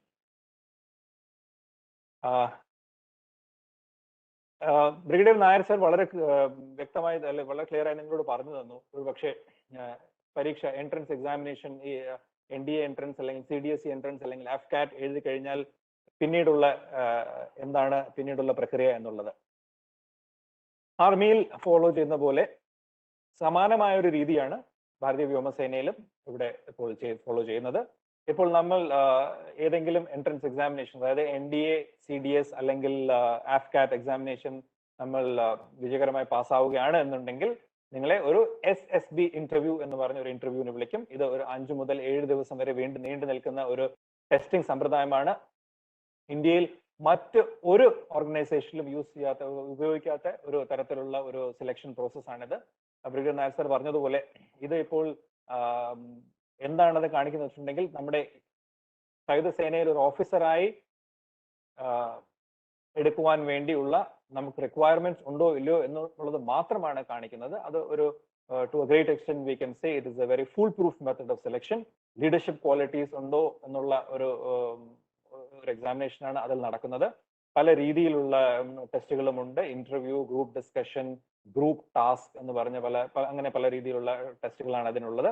ഈ SSB interview കഴിഞ്ഞാൽ പിന്നെ നമ്മൾ ട്രെയിനിങ്ങിന് വിളിക്കും. Training 1 മുതൽ 1.5 കൊല്ലം വരെ നീണ്ടു നിൽക്കുന്ന ട്രെയിനിങ് ആണ് കമ്മീഷനിങ്ങിന് മുമ്പുള്ളത്. കമ്മീഷനിങ് എന്ന് പറയുന്നതിന് ഗ്രാജുവേഷൻ അല്ലെങ്കിൽ കമ്മീഷനിങ് എന്ന് പറയുന്നത് അപ്പോഴാണ് നാം നമ്മുടെ പരിശീലനം പൂർത്തിയാക്കി ഒരു ഫുൾ ഫ്ലെഡ്ജ് ഓഫീസർ ആയി പുറത്തേക്ക് വരുന്നത്. ഇതോടുകൂടി പഠനം കഴിഞ്ഞു, അല്ലെങ്കിൽ ഇതോടുകൂടി എനിക്ക് പഠിക്കാൻ പിന്നീട് അങ്ങോട്ട് ഒരു തരത്തിലുള്ള ഒരു ഓപ്പർച്യൂണിറ്റിയും കിട്ടില്ല എന്ന് പലർക്കും തോന്നാറുണ്ട്. പലരോടും പല മാതാപിതാക്കളും, ഞാൻ NCCയിൽ അഡ്മിനിസ്ട്രേറ്റീവ് ഓഫീസർ ആയിരുന്ന സമയത്ത് പല മാതാപിതാക്കളും വന്ന് എന്നോട് ചോദിക്കാറുള്ള കാര്യവും ഇത് തന്നെയാണ്. സാറേ, ഇവൻ പട്ടാളത്തിൽ ചെന്ന് കഴിഞ്ഞാൽ പിന്നെ ഇവന് പഠിക്കാൻ പറ്റില്ലല്ലോ, അതുകൊണ്ട് ഞങ്ങൾ പട്ടാളത്തിൽ വിടാൻ ഉദ്ദേശിക്കുന്നില്ല എന്നുള്ളത്. Nothing could be farther from the truth when people say something like this. Educational prospects in the Indian Air Force as well as in the other services are extremely high. നമുക്ക് ലഭിക്കുന്നത് പ്രൊഫഷണൽ മിലിറ്ററി എഡ്യൂക്കേഷൻ എന്ന് പറയുന്ന ഒരു series of training which is there. നമ്മുടെ ഒരുപക്ഷെ നമ്മുടെ ബ്രാഞ്ചിന് അനുസരിച്ചുള്ള പല രീതിയിലുള്ള ട്രെയിനിങ് ഉണ്ട്. ഒരു basic professional knowledge course, advanced professional knowledge course, basic air staff course, basic advanced air staff course, ഇങ്ങനെ പല രീതിയിലുമുള്ള നമ്മുടെ പഠനം തുടർന്നുകൊണ്ടേയിരിക്കും. അപ്പോൾ നമ്മൾ എവിടെയാണോ ഡ്യൂട്ടി ചെയ്യുന്നത് അവിടെ നിന്ന് നമ്മുടെ ഒരു ട്രെയിനിങ് സെന്ററിലേക്ക് പറഞ്ഞു വിടും. നമ്മൾ പിന്നീട് 1 മാസം, 2 മാസം, 3 മാസം, ചിലപ്പോൾ ഡിസ്റ്റൻസ് എഡ്യൂക്കേഷനായി 6 മാസം, അത് കഴിഞ്ഞ് കോൺടാക്ട് പ്രോഗ്രാം എക്സാം എന്നുള്ള രീതിയിൽ നമുക്ക് ചെയ്യാം. ഒരു പക്ഷേ ഒരു പോസ്റ്റ് ഗ്രാജുവേറ്റ് ഡിപ്ലോമ അല്ലെങ്കിൽ അതിനുപരി ഒരു എക്സിക്യൂട്ടീവ് MBA ഒക്കെ ചെയ്യുന്ന അതിനെക്കാട്ടിലും ഒരു പക്ഷേ ഡിമാൻഡിങ് ആയിട്ടുള്ള, അക്കാഡമിക്കലി ഡിമാൻഡിങ് ആയിട്ടുള്ള കോഴ്സസ് ആണ് ഇതിലുള്ളത്. പിന്നീട് നമുക്ക് MSc, ഇപ്പോൾ നമ്മുടെ ഈ വെബിനാർ ഇനോഗ്രേറ്റ് ചെയ്ത് നമ്മുടെ ചീഫ് സ്പീക്കറായ സുരേഷ് സാർ പറഞ്ഞതുപോലെ അദ്ദേഹത്തിന്റെ MSc ചെയ്തിരിക്കുന്നത് വിദേശത്തുള്ള ഒരു യൂണിവേഴ്സിറ്റിയിൽ നിന്നുമാണ്. അത് വേറെ സ്റ്റഡി ലീവ് എടുത്ത് ഒന്നും പോയി ചെയ്തതല്ല. അദ്ദേഹത്തിന് ഇന്ത്യൻ എയർഫോഴ്സ് തന്നെ അദ്ദേഹത്തിനെ ഡീറ്റെയിൽ ചെയ്ത് അദ്ദേഹം ആ MSc ഒരു ഡിഗ്രി എടുത്തിട്ട് വരികയാണ് ചെയ്തത്. അതുകൊണ്ട് നിങ്ങൾക്കും എല്ലാവർക്കും പോസ്റ്റ് ഗ്രാജുവേഷൻ ചെയ്യാനുള്ള ഒരു സാഹചര്യം ഉണ്ട്. അതിനുള്ള ഒരു നിങ്ങൾക്കൊരു ഓപ്പർച്യൂണിറ്റി എയർഫോഴ്സ് നൽകുന്നുണ്ട്. എയർഫോഴ്സിൽ തന്നെ ചെയ്യാനുള്ള അതിനുള്ള സൗകര്യമുണ്ട്. അല്ല എന്നുണ്ടെങ്കിൽ ഒരു പക്ഷേ നമ്മുടെ വളരെ പ്രസ്റ്റീജിയസ് ആയിട്ടുള്ള ഇൻസ്റ്റിറ്റ്യൂഷൻസ്, IIT പോലുള്ള ഇൻസ്റ്റിറ്റ്യൂഷൻസിൽ ചെയ്യാനും നമുക്ക് ഇതിൽ സൗകര്യം നമുക്ക് തരുന്നുണ്ട്. ഒരു പക്ഷേ നിങ്ങൾക്ക് ഇതുപോലുള്ള ഇൻസ്റ്റിറ്റ്യൂഷൻസിൽ പോകാൻ സാധിച്ചില്ല, ഒരു പക്ഷേ എയർഫോഴ്സിന് ആ സമയത്ത് നിങ്ങളെ സ്പെയർ ചെയ്യാൻ പറ്റില്ല, നിങ്ങൾ വളരെ ഇമ്പോർട്ടന്റ് ആയിട്ടുള്ള എന്തെങ്കിലും ഒരു റെസ്പോൺസിബിലിറ്റിയിലായിരുന്നു എന്നുണ്ടെങ്കിൽ നിങ്ങൾക്ക് തന്നെ ഒരു പക്ഷേ കരിയറിൽ 2 വർഷം വരെയുള്ള സ്റ്റഡി ലീവ് നമുക്ക് ലഭിക്കാം. 2 വർഷം വേണമെന്നില്ല, 1 വർഷം വേണമെങ്കിൽ 1 വർഷം, 2 വർഷം വേണമെന്നുണ്ടെങ്കിൽ 2 വർഷം നമുക്ക് സ്റ്റഡി ലീവ് എടുത്ത് നമുക്ക് താല്പര്യമുള്ള വിഷയത്തിൽ നമുക്ക് പോസ്റ്റ് ഗ്രാജുവേഷൻ അല്ലെങ്കിൽ പോസ്റ്റ് ഗ്രാജുവേറ്റ് ഡിപ്ലോമ അതുപോലെ എന്തെങ്കിലും ചെയ്യാം. അതല്ല ഒരു പക്ഷേ നമുക്ക് PhD യുടെ അവസാന ഭാഗം നിങ്ങൾക്ക് കംപ്ലീറ്റ് ചെയ്യാനാണെന്നുണ്ടെങ്കിൽ അതും ചെയ്യാനുള്ള ഒരു ഓപ്പർച്യൂണിറ്റി നമുക്ക് എയർഫോഴ്സിൽ ലഭിക്കുന്നുണ്ട്. തീർന്നില്ല, ഒരുപക്ഷെ നിങ്ങൾ എയർഫോഴ്സിലെ നിങ്ങളുടെ കരിയർ കഴിയുകയാണ്, നിങ്ങൾ 15 വർഷം അല്ലെങ്കിൽ 20 വർഷം അല്ലെങ്കിൽ 30 വർഷം നിങ്ങൾ സേവനം അനുഷ്ഠിച്ചിട്ട് നിങ്ങൾ ഇനി സിവിൽ ജീവിതത്തിലേക്ക് നിങ്ങൾ കാലുവെക്കുകയാണെന്നുണ്ടെങ്കിൽ അതിനു മുൻപ് നിങ്ങൾ പുറത്തുള്ള ഒരു ജീവിതത്തിന്, അതായത് to help you transition into a civil life, to help you smoothly transition and make your education relevant in the civil life, അതിനായിട്ടുള്ള ചില കോഴ്സുകളുണ്ട്. അതിന് പ്രീ റിലീസ് കോഴ്സ് അല്ലെങ്കിൽ റിട്ടയർമെന്റ്, പോസ്റ്റ് റിട്ടയർമെന്റ് കോഴ്സസ് എന്ന് പറയും. നമ്മുടെ റിട്ടയർമെന്റ് തീയതി നമുക്ക് ഇപ്പോൾ ഒരു പക്ഷേ ഷോർട്ട് സർവീസ് കമ്മീഷൻ ഓഫീസർ ആണെന്നുണ്ടെങ്കിൽ നമ്മുടെ റിട്ടയർമെന്റ് ഡേറ്റ് നമുക്ക് അറിയാം. ഒരു പക്ഷേ അടുത്ത വർഷം ഞാൻ റിട്ടയർ ചെയ്യുകയാണ് എന്നുണ്ടെങ്കിൽ അതിന് 1 വർഷം മുൻപ് അതിന്റെ അവസാന വർഷത്തെ സേവനത്തിൽ അവർക്ക് ഈ പ്രീ റിലീസ് കോഴ്സ് എന്ന് പറഞ്ഞതിന്റെ സേവനം നമുക്ക് ലഭിക്കുന്നതാണ്. ഇന്ത്യൻ ഇൻസ്റ്റിറ്റ്യൂട്ട് ഓഫ് മാനേജ്മെന്റ് പോലെ വളരെ പ്രസ്റ്റീജിയസ് ആയിട്ടുള്ള institutions, management development institute Gurgaon, IIM Lucknow, IIM Ahmedabad, IIM Indore പോലെയുള്ള വളരെ വളരെ നല്ല ഇൻസ്റ്റിറ്റ്യൂഷൻസിൽ പോയി നമുക്ക് ഒരു പ്രീ റിലീസ് കോഴ്സ് ചെയ്യാനുള്ള ഒരു അവസരവും ലഭിക്കുന്നുണ്ട്. വളരെ തുച്ഛമായ ഒരു ഫീ മാത്രം മുടക്കിയാൽ, നമ്മുടെ ഭാഗത്ത് നിന്ന് മുടക്കിയാൽ ബാക്കി അതിന്റെ ഫീ മുടക്കുന്നത് സർക്കാർ തന്നെയാണ്. ഈ സേവനം നമുക്ക് പ്രീ റിലീസ് മുമ്പ് റിട്ടയർ ചെയ്തതിന് ശേഷവും 3 വർഷം വരെ നമുക്ക് ഈ ഓപ്പർച്യൂണിറ്റി നമുക്ക് എൻകാഷ് ചെയ്യാവുന്നതാണ്. പലരും ചോദിക്കുകയുണ്ടായി, ഇത് എന്റെ ഒറിജിനൽ പ്രസന്റേഷൻ ഉണ്ടായിരുന്നതല്ല, ചിലർ ചോദിക്കുകയുണ്ടായി എന്തൊക്കെയാണ് എയർഫോഴ്സിലെ റാങ്ക് എന്ന് ഞാനൊരു ചാറ്റ് ഇത് കണ്ടു. ഏറ്റവും വലതുഭാഗത്ത് നിങ്ങൾ കാണുന്ന ഒരു സ്ട്രൈപ്പ് ഉള്ള ഫ്ലൈയിങ് ഓഫീസറിൽ നിന്നും ഫ്ലൈറ്റ് ലെഫ്റ്റനന്റ്, 4 വർഷത്തോളം കഴിഞ്ഞാൽ നമ്മൾ ഫ്ലൈറ്റ് ലെഫ്റ്റനന്റായി നിങ്ങൾ പ്രൊമോഷൻ കിട്ടും. ഒരു 6 വർഷം കഴിയുമ്പോൾ നിങ്ങൾക്ക് സ്ക്വാഡ്രൺ ലീഡർ, അതായത് ആർമിയിലെ മേജർ അല്ലെങ്കിൽ നേവിയിലെ ലെഫ്റ്റനന്റ് കമാൻഡർ എന്ന് പറയുന്ന സ്ക്വാഡ്രൺ ലീഡർ എന്ന പദവി നിങ്ങൾക്ക് ലഭിക്കും. 13 വർഷം കഴിഞ്ഞാൽ നിങ്ങൾക്ക് വിംഗ് കമാൻഡർ എന്നുള്ള പദവി ലഭിക്കും. ഇതുവരെയുള്ള ഈ പറഞ്ഞിരിക്കുന്ന വിംഗ് കമാൻഡർ വരെ എന്ന പദവി വരെയുള്ളത് നിങ്ങൾക്ക് കാലോചിതമായി ലഭിക്കുന്നതാണ്. നിങ്ങൾക്ക് ഇതിനുള്ള ചില പരീക്ഷകളുണ്ട്. ഇതെല്ലാം പാസ്സായി കഴിഞ്ഞാൽ തീർച്ചയായും ഈ റാങ്ക് നിങ്ങൾക്ക് ലഭിക്കും. അത് കഴിഞ്ഞ് വരുന്ന ഒരു റാങ്ക് ആണ് ഗ്രൂപ്പ് ക്യാപ്റ്റൻ എന്ന് പറയുന്നത്. ആർമിയിലെ കേണൽ എന്ന് പറയുന്ന റാങ്ക് അല്ലെങ്കിൽ നേവിയിലെ ക്യാപ്റ്റൻ എന്ന് പറയുന്നതാണ് ഗ്രൂപ്പ് ക്യാപ്റ്റൻ എന്ന് പറയുന്നത്. നമ്മൾ ഈ കാണുന്ന 4 സ്ട്രൈപ്സ് ഉള്ള റാങ്ക് ആണ് ഈ ഗ്രൂപ്പ് ക്യാപ്റ്റന്റേത്. ഗ്രൂപ്പ് ക്യാപ്റ്റൻ കഴിഞ്ഞാൽ പിന്നെയുള്ളത് എയർ കൊമഡോർ. ഗ്രൂപ്പ് ക്യാപ്റ്റൻ മുതൽ നിങ്ങൾക്ക് സെലക്ഷൻ, ഒരു വളരെ സ്ട്രിക്റ്റ് ആയിട്ടുള്ള സെലക്ഷൻ പ്രോസസ്സിലൂടെയാണ് നിങ്ങൾ ഈ ഉന്നത പദവി ലഭിക്കുന്നത്. വിംഗ് കമാൻഡർ കഴിഞ്ഞാൽ ഗ്രൂപ്പ് ക്യാപ്റ്റൻ കഴിഞ്ഞാൽ എയർ കൊമഡോർ കഴിഞ്ഞാൽ എയർ വൈസ് മാർഷൽ, പിന്നീട് എയർ മാർഷൽ, പിന്നീട് എയർ ചീഫ് മാർഷൽ. പിന്നെ marshal of the Indian air force എന്ന് പറയുന്ന ഒരു ഉപചാര പദവിയുണ്ട്. അത് ഒരു സെറിമോണിയൽ റാങ്ക് ആണ്. അത് ലഭിച്ചിരിക്കുന്നത് നമുക്ക് ഇവിടെ marshal of the air force Arjan Singh എന്ന ഒരു വ്യക്തി, മഹത്തായ ഒരു വ്യക്തി, അദ്ദേഹത്തിന് മാത്രമാണ് ഇതുവരെ ലഭിച്ചിട്ടുള്ളത്. ഒരുപക്ഷെ നമുക്ക് ഇന്നിപ്പോ നോക്കാവുന്ന റാങ്കുകൾ ഫ്ലൈയിങ് ഓഫീസർ മുതൽ എയർ ചീഫ് മാർഷൽ വരെയുള്ള റാങ്ക് ആണ്. ഇന്ന് നമ്മുടെ സൗഭാഗ്യം എന്ന് കരുതാം, വായുസേനയിലെ വളരെ സീനിയർ ആയിട്ടുള്ള ഒരു എയർ മാർഷലാണ് ഇന്ന് നമ്മോടൊപ്പം ഇവിടെ ഉള്ളത്. അദ്ദേഹത്തിന്റെ മേൽനോട്ടത്തിൽ ഇതെല്ലാം നടക്കുന്നു എന്നുള്ളത് നമ്മുടെയും ഇവിടെ ഈ കാണാൻ വന്നിട്ടുള്ള ഈ വെബിനാറിൽ പങ്കെടുക്കാൻ വന്നിട്ടുള്ള എല്ലാ വിദ്യാർത്ഥികളുടെയും സൗഭാഗ്യം എന്ന് ഞാൻ കരുതുന്നു. ഇനി അങ്ങോട്ട് പോകുന്നുണ്ടെങ്കിൽ ഇടയ്ക്ക് വെച്ച് ഞാനൊരു ചാറ്റ് ബോക്സിൽ ഞാൻ കണ്ടു, again can girls join the air force. നിങ്ങൾ കാണുന്ന ഈ ചിത്രം, ഇത് ഒരു സിനിമയുടെ പോസ്റ്ററോ ഒന്നും അല്ല. This is a true picture which has been taken of the 3 fighter pilots of the Indian Air Force. They are from the very first batch of fighter pilots in the Indian Air Force. ഭാരതീയ വ്യോമസേനയിൽ അത്യന്തം നൂതനമായിട്ടുള്ള നമ്മുടെ യുദ്ധവിമാനങ്ങൾ പറത്തുവാൻ വരെ വനിതകൾക്ക് ഒരു സാഹചര്യം ലഭിക്കുന്നുണ്ട് എന്നുള്ളതാണ് ഇപ്പോഴത്തെ വാസ്തവം. പല മാതാപിതാക്കൾക്കും അറിയാത്ത ഒരു കാര്യമാണിത്. ഇതിൽ പെൺകുട്ടികൾക്ക് ഇതിന് സ്ഥാനമുണ്ടോ ഇല്ലയോ എന്നുള്ളത് തീർച്ചയായും ഉണ്ട്. വളരെ, ഞാൻ പറഞ്ഞില്ലേ, ഏറ്റവും ഇതിൽ ഇമ്പോർട്ടന്റ് ജോബ് ആയിട്ടുള്ള ഫൈറ്റർ പൈലറ്റ്, അതായത് നമ്മുടെ വാൾമുന എന്ന് തന്നെ പറയാം. ഒരു പക്ഷേ ഒരു ഫൈറ്റിംഗ് ഫോഴ്സിന്റെ ടിപ്പ് ഓഫ് ദ സോഡ് എന്ന് പറയുന്നത് അതിന്റെ ഫൈറ്റർ ബ്രാഞ്ച് ആണ്. ആ ഫൈറ്റർ ബ്രാഞ്ചിലെ നൂതനമായ വിമാനങ്ങൾ പറത്തുവാൻ നമ്മൾ ഇപ്പോൾ ഏൽപ്പിച്ചിരിക്കുന്നത് നമ്മുടെ തന്നെ മക്കളെയാണ്, നമ്മുടെ തന്നെ പെൺകുട്ടികളെയാണ്. വനിതകൾക്ക് തീർച്ചയായും വളരെ വളരെ ഇമ്പോർട്ടന്റ് ആയിട്ടുള്ള റെസ്പോൺസിബിലിറ്റീസ് ലഭിക്കുന്ന ഒരു സർവീസാണ് ഇന്ത്യൻ എയർഫോഴ്സ്. ഒരുപക്ഷെ ഇത് നിങ്ങൾ പറഞ്ഞുകൊണ്ടിരിക്കുമ്പോൾ ഞാൻ ഇട്ട ഒരു സ്ലൈഡാണ്. ഈ അവരുടെ മുഖത്ത് കാണുന്ന ഹർഷോല്ലാസം, അവരുടെ മുഖത്ത് കാണുന്ന ആ സന്തോഷം നിങ്ങളിലും എല്ലാവർക്കും ഉണ്ടാകട്ടെ. ഇത് കണ്ടുകൊണ്ടിരിക്കുന്ന എല്ലാ പെൺകുട്ടികൾക്കും ഉണ്ടാകട്ടെ എന്ന് ഞാൻ ആശംസിക്കുന്നു, ആഗ്രഹിക്കുന്നു.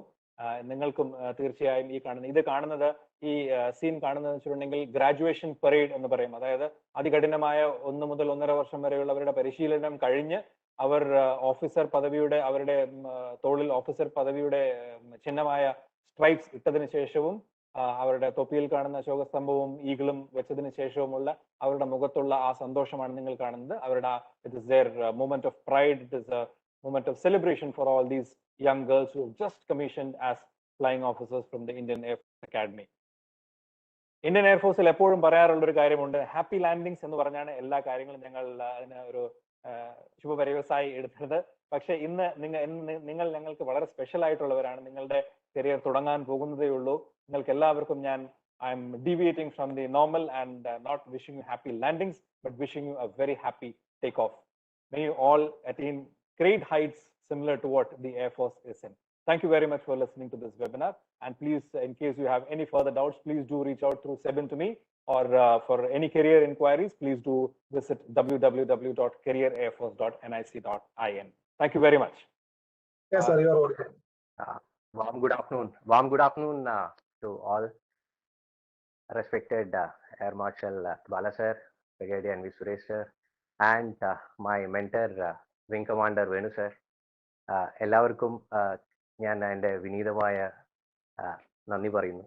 Especially Malayala Manorama horizon ചാനലിനോടും and Venu Nambeesan സാറിനോടും. കാരണം ഞാൻ ഇന്ന് നിങ്ങളുടെ മുന്നിൽ ഇരിക്കുന്നുണ്ടെങ്കിൽ എൻ്റെ മാത്രം കഴിവല്ല, ഞാൻ എന്ന വ്യക്തിയെ ഇന്ന് ഇപ്പോൾ ഞാൻ എൻ്റെ മെന്ററായ Venu sir, because as an NCC cadet, ഞാൻ നേവൽ NCC കാഡറ്റ് ആയിരുന്നു സെന്റ് ജോസഫ്സ് കോളേജ് ദേവഗിരിയിൽ പഠിച്ചത്.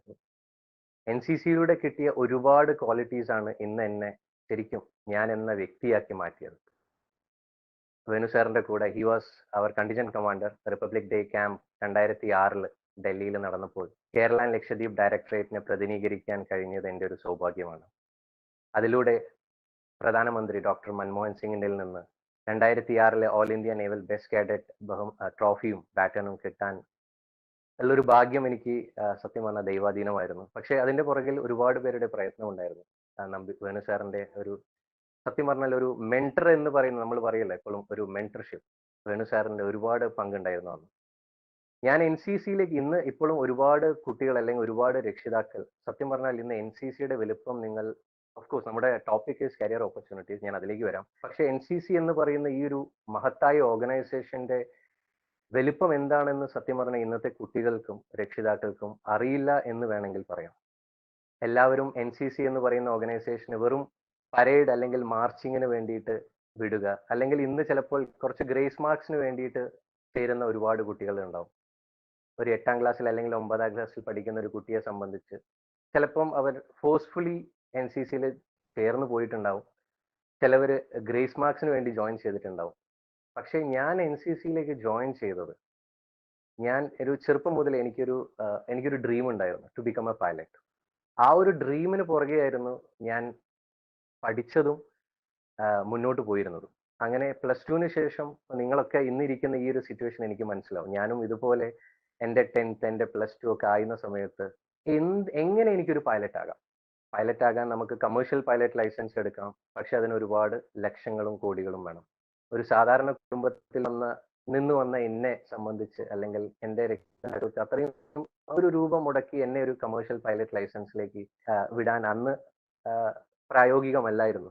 അപ്പോൾ പിന്നെ എങ്ങനെയാകാം എന്ന എൻ്റെ ചിന്തയായിരുന്നു ഒരുപാട്. ഇപ്പൊ നിങ്ങളൊക്കെ ഇന്നിപ്പോ ഗൂഗിളൊക്കെ ഉണ്ട്, അന്ന് അത്ര വലിയ ഗൂഗിളൊന്നും ഇല്ല. നമുക്ക് പറഞ്ഞു തരാൻ പറ്റുന്ന ഒരുപാട് പേരോട് ചോദിച്ചു മനസ്സിലാക്കി +2 ശേഷം NDA എക്സാം എന്ന, ഇപ്പൊ നിങ്ങൾ കേൾക്കുന്നുണ്ടാവും NDA നാഷണൽ ഡിഫൻസ് അക്കാഡമി എന്നൊക്കെ ബ്രിഗേഡിയർ സാറും നമ്പീഷൻ വേണു സാറൊക്കെ പറഞ്ഞത് നിങ്ങൾ കേട്ടിട്ടുണ്ടാവും. ഓഫ് കോഴ്സ് ഞാനും അന്ന് 10th കഴിഞ്ഞപ്പോൾ, ഞാൻ 10th വരെ CBSE സ്കൂളിലായിരുന്നു പഠിച്ചിരുന്നത്. ഞാൻ ഒരുപാട് സ്പോർട്സിലൊക്കെ ഉണ്ടായത് കൊണ്ട് ഞാൻ അന്ന് under-14, under-16, under-17, under-19 cricket ടീമിലൊക്കെ ഉണ്ടായിരുന്നുകൊണ്ട് almost ഒരു കേരള ടീമിലേക്കൊക്കെ വന്നൊരു വ്യക്തിയായിരുന്നു. പക്ഷെ അപ്പോൾ എൻ്റെ ഫോക്കസ് എനിക്ക് എങ്ങനെ പൈലറ്റ് ആവണം എന്നുള്ള ആ ഒരു ലക്ഷ്യത്തിന് പുറകെ ഞാൻ നടന്നു. അങ്ങനെ ഞാൻ +2 ശേഷം നാഷണൽ ഡിഫൻസ് അക്കാഡമിയുടെ നമ്മുടെ NDA അല്ലെങ്കിൽ നെവാക്കിന്റെ എക്സാം എഴുതി. അൺഫോർച്ചുനേറ്റ്ലി അന്ന് NDA എക്സാം എനിക്ക് ക്ലിയർ ചെയ്യാൻ പറ്റിയില്ല. അപ്പോഴും 10+2 TES എൻട്രി, ഇപ്പൊ നായർ സാർ പറഞ്ഞത് നിങ്ങൾ ശ്രദ്ധിച്ചിട്ടുണ്ടാവും. TES എൻട്രി എന്ന് പറയുന്ന ഒരു എൻട്രി, അതായത് ഡയറക്റ്റ് എൻട്രി. അതായത് +2 ശേഷം നമുക്ക് ഫിസിക്സോ മാത്സോ PCM ഫിസിക്സ് കെമിസ്ട്രി മാത്സിൽ നിങ്ങൾ നിങ്ങളുടെ സയൻസ് സബ്ജക്റ്റിൽ ഫിസിക്സ് കെമിസ്ട്രി മാത്സ് ഉണ്ടെങ്കിൽ നിങ്ങൾക്ക് +2 TES എൻട്രിക്ക് അപ്ലൈ ചെയ്യാം. അവിടെ എക്സാമിന്റെ ആവശ്യമില്ല. NDA എക്സാമിന് നമ്മൾ എക്സാം എഴുതേണ്ട ആവശ്യമുണ്ട്, UPSC എക്സാം എഴുതേണ്ട ആവശ്യമുണ്ട്. +2 TES എൻട്രി എന്ന് പറയുന്ന എൻട്രി SSB ഇന്റർവ്യൂവിന് ഡയറക്റ്റ് ആയിട്ട് എനിക്ക് ക്ഷണനം വന്നു. കാരണം +2 PCM-ന് എനിക്ക് 75% എബവ് ഉണ്ടായിരുന്നു. അങ്ങനെ +2 TES എക്സാമിന്റെ എക്സാം എഴുതേണ്ടി വന്നിട്ടില്ല, ഡയറക്റ്റ് SSBക്ക് പോയി. ഞാൻ അന്ന് SSB ഫസ്റ്റ് ടൈം ക്ലിയർ ചെയ്തൊരു വ്യക്തി. ഓൾ ഇന്ത്യ മെറിറ്റ് ലിസ്റ്റിൽ എൻ്റെ പേര് വരാത്തത് കൊണ്ട് എനിക്ക് അന്ന് ആർമിയിൽ ഒരു ഓഫീസർ ആകാൻ പറ്റിയില്ല. പക്ഷെ അപ്പോഴും എൻ്റെ മനസ്സിലുണ്ടായിരുന്നത് എങ്ങനെ പൈലറ്റ് ആവണം. അച്ഛനമ്മമാർക്ക് നമ്മുടെ മക്കൾ ഡോക്ടർ ആകണം, എഞ്ചിനീയർ ആകണം എന്ന അതിയായ ആഗ്രഹം എൻ്റെ രക്ഷിതാക്കൾക്കും ഉണ്ടായിരുന്നു. പക്ഷെ ഞാൻ അവരോട് പറഞ്ഞു, എൻ്റെ ആഗ്രഹം ഇതാണ്, അതിനു വേണ്ടിയിട്ട് എനിക്ക് എന്ത് ചെയ്യാൻ പറ്റും. അപ്പൊ അന്നൊക്കെ നമുക്ക് ഗ്രാജുവേഷൻ മതി, BSc ഫിസിക്സ് അല്ലെങ്കിൽ മാത്സ് എന്ന സബ്ജക്ട് എടുത്ത ഒരു കാൻഡിഡേറ്റിനെ സംബന്ധിച്ചു, ഒരു സ്റ്റുഡന്റിനെ സംബന്ധിച്ചു അന്ന് കേട്ടോ, ഞാൻ പറയുന്നത് ഒരു 11 വർഷം മുമ്പത്തെ കഥയാണ്, പിന്നെ നമുക്ക് നേവി, ആർമി, എയർഫോഴ്സിലേക്ക് ഒരു ഓഫീസറായിട്ട് കയറാനുള്ള സാധ്യതകളുണ്ട്. എന്തൊക്കെയായിരുന്നു സാധ്യതകൾ ഓൾറെഡി പറഞ്ഞു കഴിഞ്ഞു. നമുക്ക് ഓരോന്നായിട്ട് കാണാം.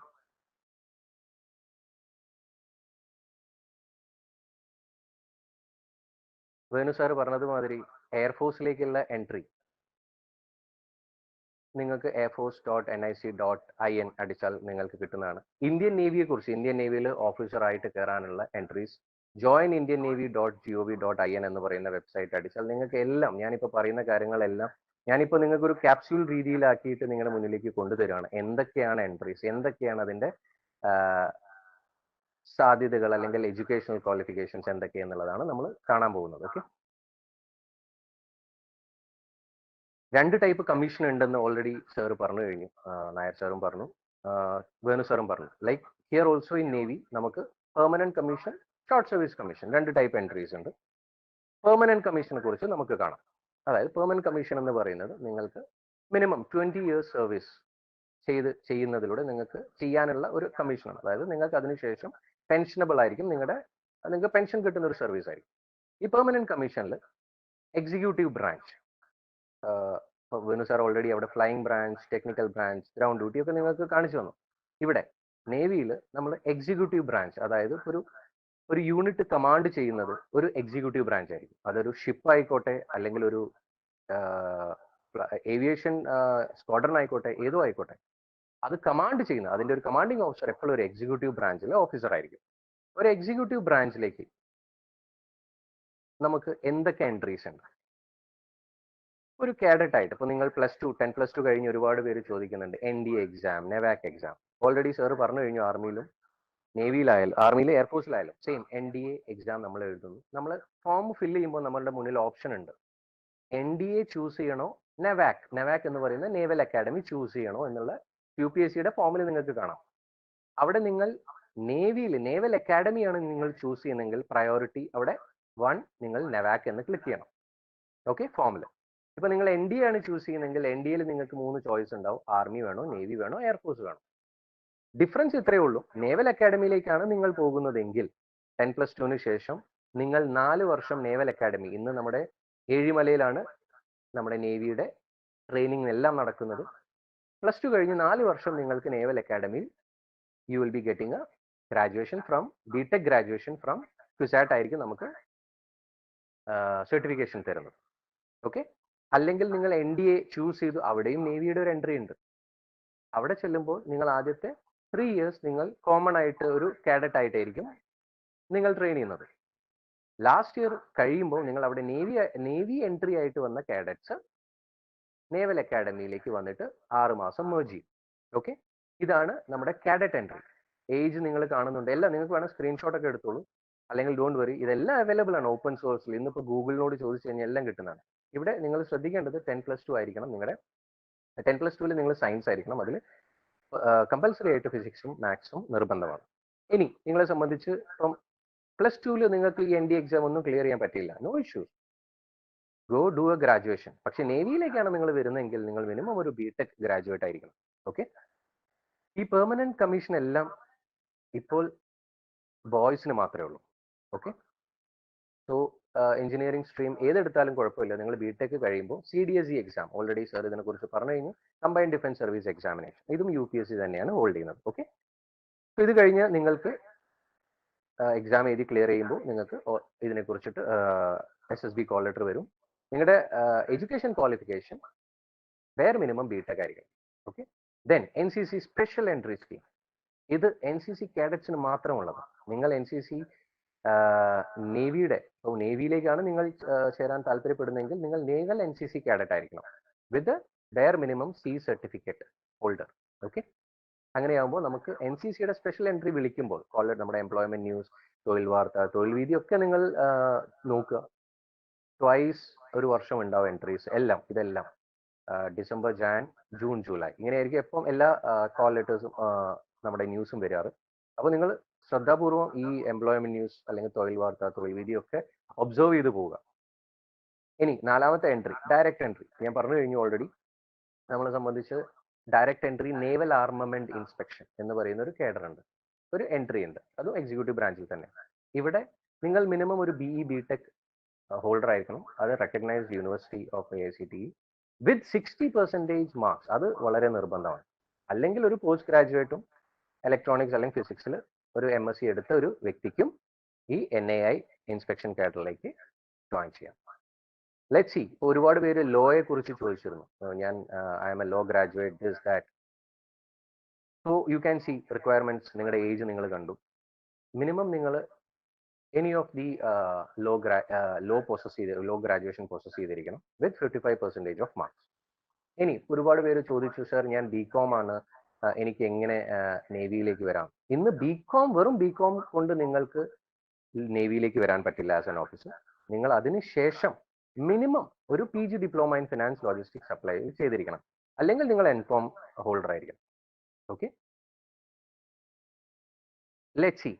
എക്സിക്യൂട്ടീവ് ബ്രാഞ്ചിൽ ഷോർട്ട് സർവീസ് കമ്മീഷൻ ഉണ്ടായിരുന്നു. ഇപ്പൊ ഞാൻ ഓൾറെഡി എന്നെ കുറിച്ച് പറഞ്ഞു, ഞാൻ ഒരു ഷോർട്ട് സർവീസ് കമ്മീഷൻഡ് ഓഫീസറാണ്. ഞാൻ ഗ്രാജുവേഷന് ശേഷം ഡയറക്റ്റ് SSB പോയ ഒരു വ്യക്തിയായിരുന്നു. അതായത് SSC ജനറൽ സർവീസ് എന്ന് പറയുന്ന എൻട്രി ആയിരുന്നു എൻ്റെത്. ഇന്ന് ഒരു BSc ഗ്രാജുവേറ്റിന് പറ്റില്ല അത്. ഇന്ന് മിനിമം ഒരു BTech ഹോൾഡർ ആയിരിക്കണം ഇതിന് എലിജിബിൾ ആയിട്ട്. ഓക്കെ, അതുപോലെ SSCയിൽ സെപ്പറേറ്റ് ആയിട്ട് ഹൈഡ്രോഗ്രാഫി എന്ന് പറയുന്ന കേഡറിലേക്ക് നിങ്ങൾക്ക് അപ്ലൈ ചെയ്യാം. ഇവിടെ നിങ്ങൾ ഹൈഡ്രോ ഷിപ്സുകളായിരിക്കും, ഹൈഡ്രോഗ്രാഫി ചെയ്യുന്ന ഷിപ്പുകളിലോ അല്ലെങ്കിൽ അതിനെ സംബന്ധിച്ചുള്ള ബേസ് പോസ്റ്റിംഗ്സ് ആയിരിക്കും നിങ്ങൾക്ക് കിട്ടുക. മിനിമം BTech ആയിരിക്കണം. ഓക്കെ, ഒരുപാട് പേര് ചോദിക്കുന്നുണ്ടായിരുന്നു ലൈക്ക് പൈലറ്റ് ആകാൻ. ഇപ്പം നിങ്ങൾ കണ്ടു എയർഫോഴ്സിൽ sir was a fighter pilot, Venu sir was a navigator, was in the Surya Kiran squadron and all. നമുക്ക് നേവിയിൽ ഒരു അഡ്വാൻറ്റേജ് എന്ന് വെച്ചാൽ like unlike in air force land ചെയ്യുന്നത് only on a land. Even fighters they land on a നമ്മുടെ ഭൂമി, നമ്മുടെ ലാൻഡിലായിരിക്കും ലാൻഡ് ചെയ്യുന്നത്. പക്ഷേ നമ്മുടെ ഫൈറ്റർ പൈലറ്റ്സ്, നേവിയുടെ fighter pilots, they land on aircraft carriers. So it's more tedious than a pilot who lands on a land. Okay, so ആ ഒരു വിങ്, അതായത് ഇപ്പൊ പൈലറ്റ് ആകുമ്പോൾ നിങ്ങൾക്ക് വിങ്സ് കിട്ടുന്നുണ്ട്. ഇവിടെ ഫൈറ്റർ പൈലറ്റ്സിന് you are getting trained in US along with the pilots over there. അതാണ് ഇതിന്റെ ഒരു അഡ്വാൻറ്റേജ്. ഇപ്പൊ നേവിയിലെ ഒരു ഫൈറ്റർ പൈലറ്റ് എന്ന് പറയുന്നത് ലൈക്ക് നിങ്ങളിപ്പം ടോപ്പ് ഗൺ മൂവീസ് ഒക്കെ കണ്ട ഒരുപാട് പേരുണ്ടാവും. സോ നമുക്കത് അവിടെ നിന്നാണ് നമുക്ക് ട്രെയിനിങ് കിട്ടുന്നത്. അപ്പം അതിന് വേണ്ടിയിട്ട് നിങ്ങൾ സെയിം ഇപ്പൊ എല്ലാ എൻട്രീസും BTech ആണ്. നേവിയിലെ എല്ലാ എൻട്രീസും BTech ആണ്. ഏതൊരു one candidate was asking, sir ഞാൻ BSc ആണ്, can I apply for aviation എന്നൊക്കെ ചോദിച്ചു കണ്ടു. പക്ഷെ നേവിയിലേക്ക് ഇന്ന് നിങ്ങൾ ബെയർ മിനിമം BTech ആയിരിക്കണം. ഇനി CPL ഹോൾഡേഴ്സ് ആയിട്ട് വരുന്നവർക്ക് സാധ്യതകളുണ്ട്. Okay, let see.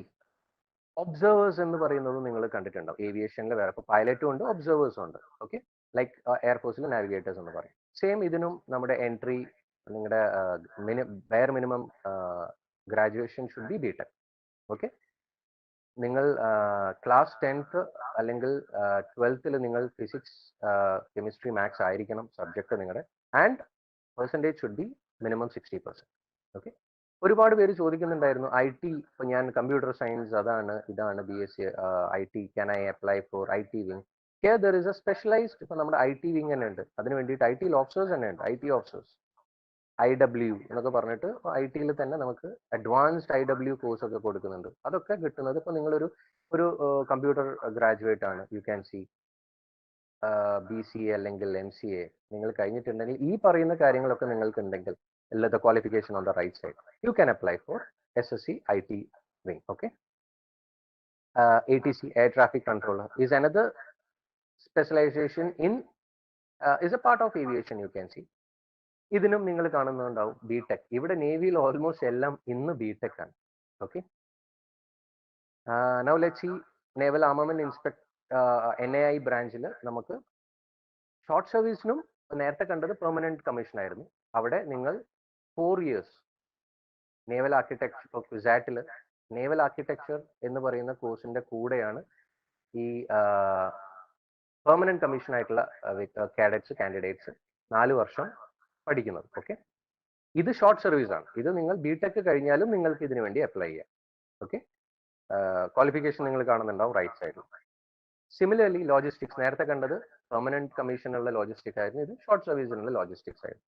Okay, same എല്ലാത്തിലും നിങ്ങൾ കാണുന്നുണ്ടാവും BTech മിനിമം വേണം, അല്ലെങ്കിൽ ഒരു post graduation in any of the required, like നിങ്ങൾ കാണുന്ന MCOM വേണം, അല്ലെങ്കിൽ PG diploma in finance logistics. University entry scheme, directly university നിന്ന് എടുക്കുന്ന ഒരു ഡയറക്റ്റ്, അവിടെ എക്സാം ഒന്നുമില്ല. നിങ്ങൾ BTech ആയിരിക്കണം മിനിമം. നിങ്ങളുടെ ലാസ്റ്റ് സെം ആകുമ്പോഴേക്കും നിങ്ങൾ മിനിമം 60% അവിടെ അച്ചീവ് ചെയ്തിരിക്കും. പിന്നെ ഡയറക്ട്ലി സബ്മറൈൻസിലേക്കും ഒരു എൻട്രി ഉണ്ട്. ഇപ്പം SSC സബ്മറൈൻസ് എന്ന് പറയും. ഇവിടെ ബെയർ മിനിമം നിങ്ങൾ 55% നിങ്ങളുടെ BTechൽ സ്കോർ ചെയ്തിരിക്കും. ഓക്കെ. എഡ്യൂക്കേഷൻ ബ്രാഞ്ച് നിങ്ങൾക്ക് ഇവിടെ എന്താ പറയുക, നിങ്ങൾ ഒരു ഇൻസ്ട്രക്ടർ പോലെ ആയിരിക്കും നിങ്ങൾ ഈ എഡ്യൂക്കേഷൻ ബ്രാഞ്ച്. നിങ്ങൾ അധികം ഒരുപാട് നേവിയുടെ ഒരുപാട് സ്കൂൾസ് ഉണ്ട്, ഒരുപാട് അവിടെയൊക്കെ നിങ്ങൾ ഇൻസ്ട്രക്ടേഴ്സ് ആയിട്ടായിരിക്കും പോകുന്നത്. അപ്പം ഇവിടെയും 2 ടൈപ്പ് എൻട്രി, 2 ടൈപ്പ് കമ്മീഷൻ ഉണ്ട്. ഇതിലും പെർമനന്റ് കമ്മീഷനും ഷോർട്ട് സർവീസ് കമ്മീഷനും ഉണ്ട്. Qualifications are on the right side. Okay, don't worry, നിങ്ങൾ സ്ക്രീൻഷോട്ട് എടുത്ത് വെച്ചോളൂ. ഇതൊക്കെ വെബ്സൈറ്റിൽ അവൈലബിൾ ആണ്. ഞാനിവിടെ നിങ്ങൾക്ക് എന്തൊക്കെയാണ് എന്നുള്ളൊരു ജസ്റ്റ് ഒരു ഗ്ലിംസ് തരികയാണ്. ടെക്നിക്കൽ ബ്രാഞ്ച് ഞാൻ നിങ്ങളോട് പറഞ്ഞു, ലൈക്ക് +2 TES എൻട്രി. ഞാൻ ആദ്യമായിട്ട് +2 കഴിഞ്ഞപ്പം ഒരു TES എൻട്രിക്ക് പോയിരുന്നു. അത് ഞാൻ ക്ലിയർ ചെയ്തു. പക്ഷേ ഓൾ ഇന്ത്യ മെറിറ്റ് ലിസ്റ്റിൽ വന്നില്ല അന്ന്. അതുപോലെ നേവിക്കും TES എൻട്രി ഉണ്ട്. ഓക്കെ, ഇപ്പം NDA ജോയിൻ ചെയ്ത് കഴിഞ്ഞിട്ട് NDAയിൽ നിങ്ങൾ അല്ലെങ്കിൽ നെവാക്കിൽ അവിടെ ചെല്ലുമ്പോഴും നമുക്ക് അവിടെ ഒരു ടെക്നിക്കൽ ഓഫീസർ ആയിട്ടും, ഞാൻ പറഞ്ഞ എക്സിക്യൂട്ടീവ് ഓഫീസേഴ്സിനും അവിടെ ഉണ്ട്. സെയിം നിങ്ങളൊരു ടെക്നിക്കൽ ഓഫീസർ ആയിട്ടും നിങ്ങൾക്ക് അവിടെ കയറാം. അതിന് ബെയർ മിനിമം നിങ്ങൾ 10+2ൽ 75% ആയിരിക്കണം നിങ്ങളുടെ PCM percentage and minimum 50% in English. Okay. Naval ആർക്കിടെക്ചറിന്റെ എൻട്രി ഞാൻ പറഞ്ഞു ക്വിസാറ്റിൽ 4 years. സിവിലിയൻ ആർക്കിടെക്ചർ ചെയ്യുന്നതിന്റെ കൂടെ ഈ 10+2 ടെക് നേവൽ ആർക്കിടെക്ചർ എൻട്രി കിട്ടുന്ന കാൻഡിഡേറ്റ്സ് അവർ 4 വർഷം ക്വിസാറ്റിൽ സിവിലിയൻസിന്റെ കൂടെ ആയിരിക്കും ട്രെയിനിങ് ചെയ്യുക. ബട്ട് അതിന്റെ കൂടെ നമ്മുടെ മിലിറ്ററി ട്രെയിനിങ്ങിന് വേണ്ടിയിട്ട് നമ്മുടെ നേവൽ ബേസ് വെണ്ടുരുത്തിയായിട്ട് അറ്റാച്ച്ഡ് ആയിരിക്കും. ഓക്കെ. നൗ ടെക്നിക്കൽ എൻട്രിയിൽ ഷോർട്ട് സർവീസ് കമ്മീഷൻഡ് ഓഫീസേഴ്സും ഉണ്ട്. അതായത് ഗ്രാജുവേഷൻ കഴിഞ്ഞിട്ട് BE ഇൻ മെക്കാനിക്കൽ ആയിരിക്കണം ഇവിടെ മെയിൻ. ഇവിടെ എനി സ്ട്രീം പറ്റില്ല. നിങ്ങൾ മെക്കാനിക്കൽ എഞ്ചിനീയറിംഗ് ആണ്, അല്ലെങ്കിൽ എയറോനോട്ടിക്കൽ ആണ്, അല്ലെങ്കിൽ മെറ്റലർജിക്കൽ ആണ്, അല്ലെങ്കിൽ സിവിൽ, ഇതിലേതെങ്കിലും ഒന്നാണെങ്കിൽ മാത്രമേ നിങ്ങൾക്ക് SSC ടെക്നിക്കൽ എൻട്രിക്ക് അപ്ലൈ ചെയ്യാൻ പറ്റുള്ളൂ. സിമിലർലി ഒരു സ്പെഷ്യൽ നേവൽ ആർക്കിടെക്ട് എൻട്രി ഉണ്ട്. അതായത് ഞാൻ നേരത്തെ പറഞ്ഞു, +2 കഴിഞ്ഞിട്ട് നമുക്ക് 4 years നേവൽ ആർക്കിടെക്ചർ തന്നെ നമുക്ക് നേവി തരുന്നുണ്ട്. അതുകൂടാതെ ഇനിയിപ്പോൾ നിങ്ങൾ ഒരു ആർക്കിടെക്ട് ആണ് എന്ന് വിചാരിക്കും, BArch കഴിഞ്ഞൊരു സ്റ്റുഡൻ്റ് ആണെങ്കിൽ നിങ്ങൾക്ക് ഈ എൻട്രിക്ക് വേണ്ടിയിട്ട് അപ്ലൈ ചെയ്യാം. Like Venu sir already fighter പൈലറ്റ്സിനെ എയർഫോഴ്സിലെ കാണിച്ചു തന്നു. ഇത് നമ്മുടെ നേവിയിലെ പൈലറ്റ്സ് ആണ്. സോ ഇന്ന് ഒരുപാട് ലേഡീസ് ഗേൾസ് ഇപ്പോൾ ചോദിക്കുന്നുണ്ട്, എനിക്ക് പൈലറ്റ് ആവാൻ പറ്റുമോ നേവിയിൽ? Of course you can become pilots in navy. Okay. All these details are available in our website. എനിക്കറിയാം നിങ്ങൾക്ക് ഇപ്പം ഇത് കേട്ട് കഴിഞ്ഞാലും നിങ്ങളുടെ ക്വയറീസ് ഒരുപാടുണ്ട്. വാട്ട് കാരിയേഴ്സ്, എന്തൊക്കെയാണ് ഓപ്പർച്യൂണിറ്റീസ് ഇൻ നേവി എന്നുള്ളത് നിങ്ങൾ കണ്ടു കഴിഞ്ഞു. Now let me move on to the queries. Okay, so that's my small presentation all about Navy. What we can do is we can take on the questions related with Navy, Army, Air Force. Shebin, on to you. Chat ബോക്സിൽ കണ്ടത് SSBക്ക് വേണ്ടി എങ്ങനെ prepare ചെയ്യാം എന്നുള്ളതാണ്. അപ്പോ ഞാൻ പറഞ്ഞല്ലോ, അവര് നോക്കുന്നത് they are looking at your leadership skills എന്നുള്ളതാണ്. അപ്പോ ഇതിനു വേണ്ടി firstly you must know what all are being tested there. അത് ഞാൻ പറഞ്ഞല്ലോ, ഒരു സൈക്കോളജിസ്റ്റ് ഉണ്ട്, ഒരു GTO ഉണ്ട്, ഒരു ഇന്റർവ്യൂയിങ് ഓഫീസർ ഉണ്ട്. അവര് ഒന്നാമത് ഇങ്ങനെ സംസാരിച്ച് വരുമ്പോൾ ജനറൽ അവയർനെസിനെ പറ്റിയൊക്കെ ഇന്റർവ്യൂവിൽ ഉണ്ടാവും. അപ്പോ നമുക്കൊരു പരന്ന വായന വേണം. അതിപ്പോ ഇപ്പോഴായാലും കുഴപ്പമൊന്നുമില്ല. Focused understanding of the what is the world around, what is happening, എല്ലാം ഇക്കണോമിക്സ്, പൊളിറ്റിക്സ്, സെക്യൂരിറ്റി, അതിനെയൊക്കെ പറ്റി നിങ്ങളുടെ പ്രായത്തിലുള്ള അവയർനെസ്സുകൾ ഉണ്ടാവണം. അതിപ്പോ 12ാം ക്ലാസ്സിൽ തുടങ്ങി നേരത്തെയൊക്കെ ഉണ്ടാവേണ്ട ഒരു ശീലമാണ്. ഞാനൊക്കെ സ്കൂളിലായിരുന്നപ്പോ ആദ്യം സ്പോർട്സ് പേജിലേക്കാണ് പോകുന്നതെങ്കിലും എന്തെങ്കിലും ഞങ്ങൾ ഹെഡ്ലൈൻസും ഒക്കെ വായിച്ച once you progress in age paper വായനയായിരുന്നു പണ്ടുള്ളത്. ഇപ്പൊ അവയർനെസ്സിന് വേണ്ടിയിട്ട് നിങ്ങൾക്ക് എന്ത് വേണമെങ്കിലും ചെയ്യാമല്ലോ, ഗൂഗിൾ ചെയ്യാം. അപ്പൊ ഒരു പരന്ന വായന വേണം ഒന്ന്. പിന്നെ you should be a little serious about life. Regular ആയിരിക്കണം പഠനത്തിലാണെങ്കിലും എല്ലാ, ഗെറ്റ് ഇൻവോൾവ് ഇൻ എവറിത്തിങ്. അങ്ങനെയാണ് പഠിക്കണം, റെഗുലർ ആയിട്ട് കളിക്കണം, ഹാവ് ഫ്രണ്ട്സ്. പിന്നെ കമ്മ്യൂണിക്കേഷൻ സ്കിൽസ്. നമ്മൾ എങ്ങനെയാണ്, how will you let the interviewer or the testing chap know what is in you. അപ്പൊ കമ്മ്യൂണിക്കേഷൻ സ്കിൽസ് എന്ന് പറയുമ്പോൾ ഒന്ന് നമുക്ക് റിട്ടൺ എക്സ്പ്രഷൻ ഉണ്ടാവണം, രണ്ടാമത് നമ്മൾ എന്താണ് ചോദ്യത്തിന് ഉത്തരം പറയണമെങ്കിൽ നമുക്ക് അറിയാമെങ്കിൽ that you have to put into a language. ഹിന്ദിയിലാവാം, ഇംഗ്ലീഷിലാവാം. നമുക്ക് നോർത്ത് ഇന്ത്യൻസിനാണ് ഹിന്ദിയിലോ ഇംഗ്ലീഷിലോ എന്ന് പറയാം. നമുക്ക് മലയാളത്തിൽ പറഞ്ഞാൽ മറ്റവനെ മനസ്സിലാവില്ല. അതുകൊണ്ട് you should have little proficiency in you don't need not have that ഒരു ഫ്ലുവന്റ് ഇംഗ്ലീഷ് വേണമെന്നൊന്നുമില്ല. പക്ഷെ ഇപ്പൊ എല്ലാവരും ഇംഗ്ലീഷിലാണല്ലോ സംസാരിക്കുന്നത്. ഞങ്ങളുടെ ഇതായിരുന്നു ഇപ്പോ സ്കൂളിൽ ആയിരുന്നപ്പോ limited schools only had English medium. Otherwise it was always നമ്മുടെ മലയാളം മീഡിയം ആയിരുന്നു. അപ്പോൾ കമ്മ്യൂണിക്കേഷൻ സ്കിൽസ് വേണം. പിന്നെ ഇതിനു വേണ്ടി ഇന്റലിജൻസ് ടെസ്റ്റിന് പിന്നെ വാട്ട് ആർ അതിനുള്ള ഒരു അക്കാഡമീസ് ഉണ്ട് കേട്ടോ. Just to know that what is happening, they will put you through that. അപ്പോ എന്താണ് മൊഡാലിറ്റി എന്നുള്ളതിനെ പറ്റി ഒരു അവയർനെസ് ഉണ്ടാവുക. ഒരു ഇന്റലിജൻസ് ടെസ്റ്റ് എന്ന് പറഞ്ഞ IQ ടെസ്റ്റ് ഏതൊക്കെയാണ് ക്വസ്റ്റ്യൻസ് വരുന്നത്, എങ്ങനെയൊക്കെ ഉള്ളതാണ്, അതിന്റെ കൂടെ you can go through that. ഇതാണ് ഒന്ന് ചെയ്യാവുന്നുള്ളത്. പിന്നെ ഈ ലിമിറ്റഡ് പീരീഡ് കൊണ്ട് വേറെ ഒന്നും ചെയ്യാനില്ല. If you have it in you, it is in you. Only thing is that അവർക്ക് നമ്മളെ എക്സ്പ്രസ് ചെയ്യാനുള്ള കഴിവ് നമ്മളിൽ ഉണ്ടാവും. അപ്പോ വളരെ കോൺഫിഡൻസ് ആയിട്ടാണ് വേണ്ടത്. പക്ഷെ ഇന്ന് മുതൽ ഞാൻ കോൺഫിഡന്റ് ആവും എന്ന് പറഞ്ഞിട്ട് കാര്യമില്ല. അതിന് പ്രത്യേക പ്രിപ്പറേഷൻ ഇല്ല. ഒൺലി തിങ് ഇസ് ദാറ്റ് ഇപ്പോ എറണാകുളത്തെ കോച്ചിങ് അക്കാഡമീസ് ഉണ്ട്, തിരുവനന്തപുരത്തൊക്കെ ഉണ്ടെന്നാണ് എൻ്റെ അറിവ്. അപ്പോൾ സുരേഷ് സാർ, മാസ്റ്റർ സുരേഷിന് അറിയാമായിരിക്കും ഒന്നും കൂടി. അതിന്റെ കൂടെ ഇവിടെ എറണാകുളത്തുള്ളതായിട്ട് എനിക്ക് അറിവുണ്ട്. അതിൽ കൂടെ ഒന്ന് പോവുക. പിന്നെ ഇന്റർവ്യൂവിനുള്ള ഗൈഡ്സ് ഉണ്ട്. ഇതൊക്കെ ജസ്റ്റ് ഗിവ് യു ദാറ്റ് എന്താണ് സംഭവിക്കാൻ പോകുന്നതിനെ പറ്റി ഒരു അറിവ് നമുക്ക് തരും. ഇതിനെ കണ്ടിട്ട് സ്പെഷ്യൽ പ്രിപ്പറേഷൻ ഒന്നുമില്ല. ഞാൻ പറഞ്ഞ പോലെ ഈ 3 ആൾക്കാരും SSBയിൽ ടെസ്റ്റ് ചെയ്യുന്നത് വാട്ട് ആർ യു എന്നുള്ളതാണ്. നമുക്ക് പലതും ഐഡിയ ചെയ്യാൻ പറ്റില്ല. Only thing you should be able to express yourself. അവർ ചോദിക്കുന്നതിനൊക്കെ ഉത്തരം പറയാനുള്ള ഇതുണ്ടാവണം. പിന്നെ എന്താണ് അവിടെ ഹാപ്പനിങ് എന്നുള്ളതിന് നമുക്ക് ഉണ്ടാവണം. ആ ഒരു മൊഡാലിറ്റിയെ പറ്റി നമുക്ക് സംശയം ഉണ്ടാകും. ഇത്രയാണ് എനിക്ക് പറയാനുള്ളത്. Main thing, while you may go to a preparatory academy, Trivandrum, Kochilo, പക്ഷെ അവർ പറയുന്ന ഒന്നും മുഴുവൻ കേൾക്കരുത്. എന്ന് വെച്ചാൽ SSBയിൽ പോയി കഴിഞ്ഞാൽ you can straight away make out this person is come out from a coaching academy. എന്ന് വെച്ചാൽ ഒരു തത്വമായി അവർ പറഞ്ഞു കൊടുത്ത് തന്നെ തിരിച്ച് വെളിയിൽ പറയും.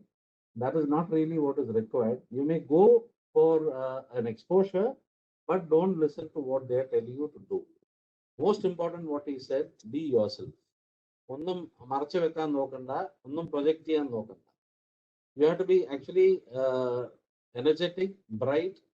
What they test is your psychology in detail, your cognitive skills.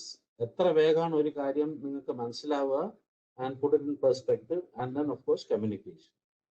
And also third aspect which they look is group dynamics. ഒരു ഗ്രൂപ്പിൽ എന്ന് വെച്ചാൽ ആർമി ആവട്ടെ, എയർഫോഴ്സ് ആവട്ടെ, നേവി ആവട്ടെ, you have to function in a group. So how do you function as a team member and as a leader? ഇതാണ് നോക്കുന്നത് main ആയിട്ട്.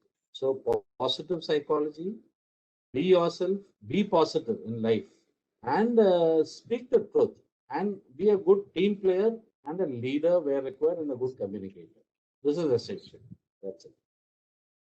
അതിന്റെ കൂടെ ഒരുപാട് ക്വസ്റ്റ്യൻസ് വരുന്നുണ്ട് സാർ. എല്ലാം കൂടെ കമ്പയർ ചെയ്ത് ഞാൻ ചോദിക്കുന്നത് സാർ, NCC എങ്ങനെയാണ് ഒരു ആർമി അല്ലെങ്കിൽ ഒരു ആർംഡ് ഫോഴ്സിലേക്ക് നമ്മളെ സപ്പോർട്ട് ചെയ്യുന്നത്? NCCയിലുള്ള ഒരു ആർംഡ് ഫോഴ്സസിലേക്ക് ഒരാളെ എങ്ങനെ സപ്പോർട്ട് ചെയ്യുന്നു? ഞാൻ തന്നെ പറയാം. I am a right example for how NCC will help you. ഞാൻ പറഞ്ഞ പോലെ മഹാരാജ് കോളേജ് പഠിക്കുമ്പോൾ ഞാൻ NCCയിൽ ഉണ്ടായിരുന്നു, സീനിയർ അണ്ടർ ഓഫീസർ ആയിരുന്നു, C സർട്ടിഫിക്കറ്റ് ഉണ്ടായിരുന്നു. പക്ഷെ ഞാൻ ആർമി ജോയിൻ ചെയ്യുന്നത് ഇതൊക്കെ വെച്ചല്ല. ഇത് it improved my personality or my awareness. And ഞാൻ കയറുന്നത് UPSC SSB ആ ചാനലിൽ കൂടെയാണ് ഞാൻ കയറുന്നത്. അപ്പോൾ ഒരു പ്രധാനപ്പെട്ട കാര്യം, it will give you confidence. പിന്നെ സെക്കൻഡ് ഈസ് ദാറ്റ് ഈ സർട്ടിഫിക്കറ്റ് സിയിലുള്ള സ്പെഷ്യൽ എൻട്രി വിമൻ ആൻഡ് മെന്നിനുള്ള NCC ഷോർട്ട് സർവീസ് കമ്മീഷന് വേണ്ടിയിട്ട് ഒരു സ്പെഷ്യൽ ഇവരുടെ സെലക്ഷൻ ഉണ്ട്. Minimum requirement is certificate C with minimum B grading ആണ് വേണ്ടത്. ഇത് നോട്ട് ചെയ്തോളൂ. C ഗ്രേഡിംഗ് ഉണ്ട്, C grading you cannot go. Minimum B grading in C certificate is required. Okay, that's it. Thank you, sir. വീണ്ടും questions, how does engineers can apply through combined defence service exam? തീർച്ചയായിട്ടും അത് answer ചെയ്ത question എന്ന് എനിക്ക് തോന്നുന്നു. അതുപോലെ തന്നെ, can I join para special force after NDA? അത് ഈ പറഞ്ഞ പോലെ NCC commissioning ഞാൻ പറഞ്ഞല്ലോ, at the end of your training in IMA you can choose for paras, you can give a choice.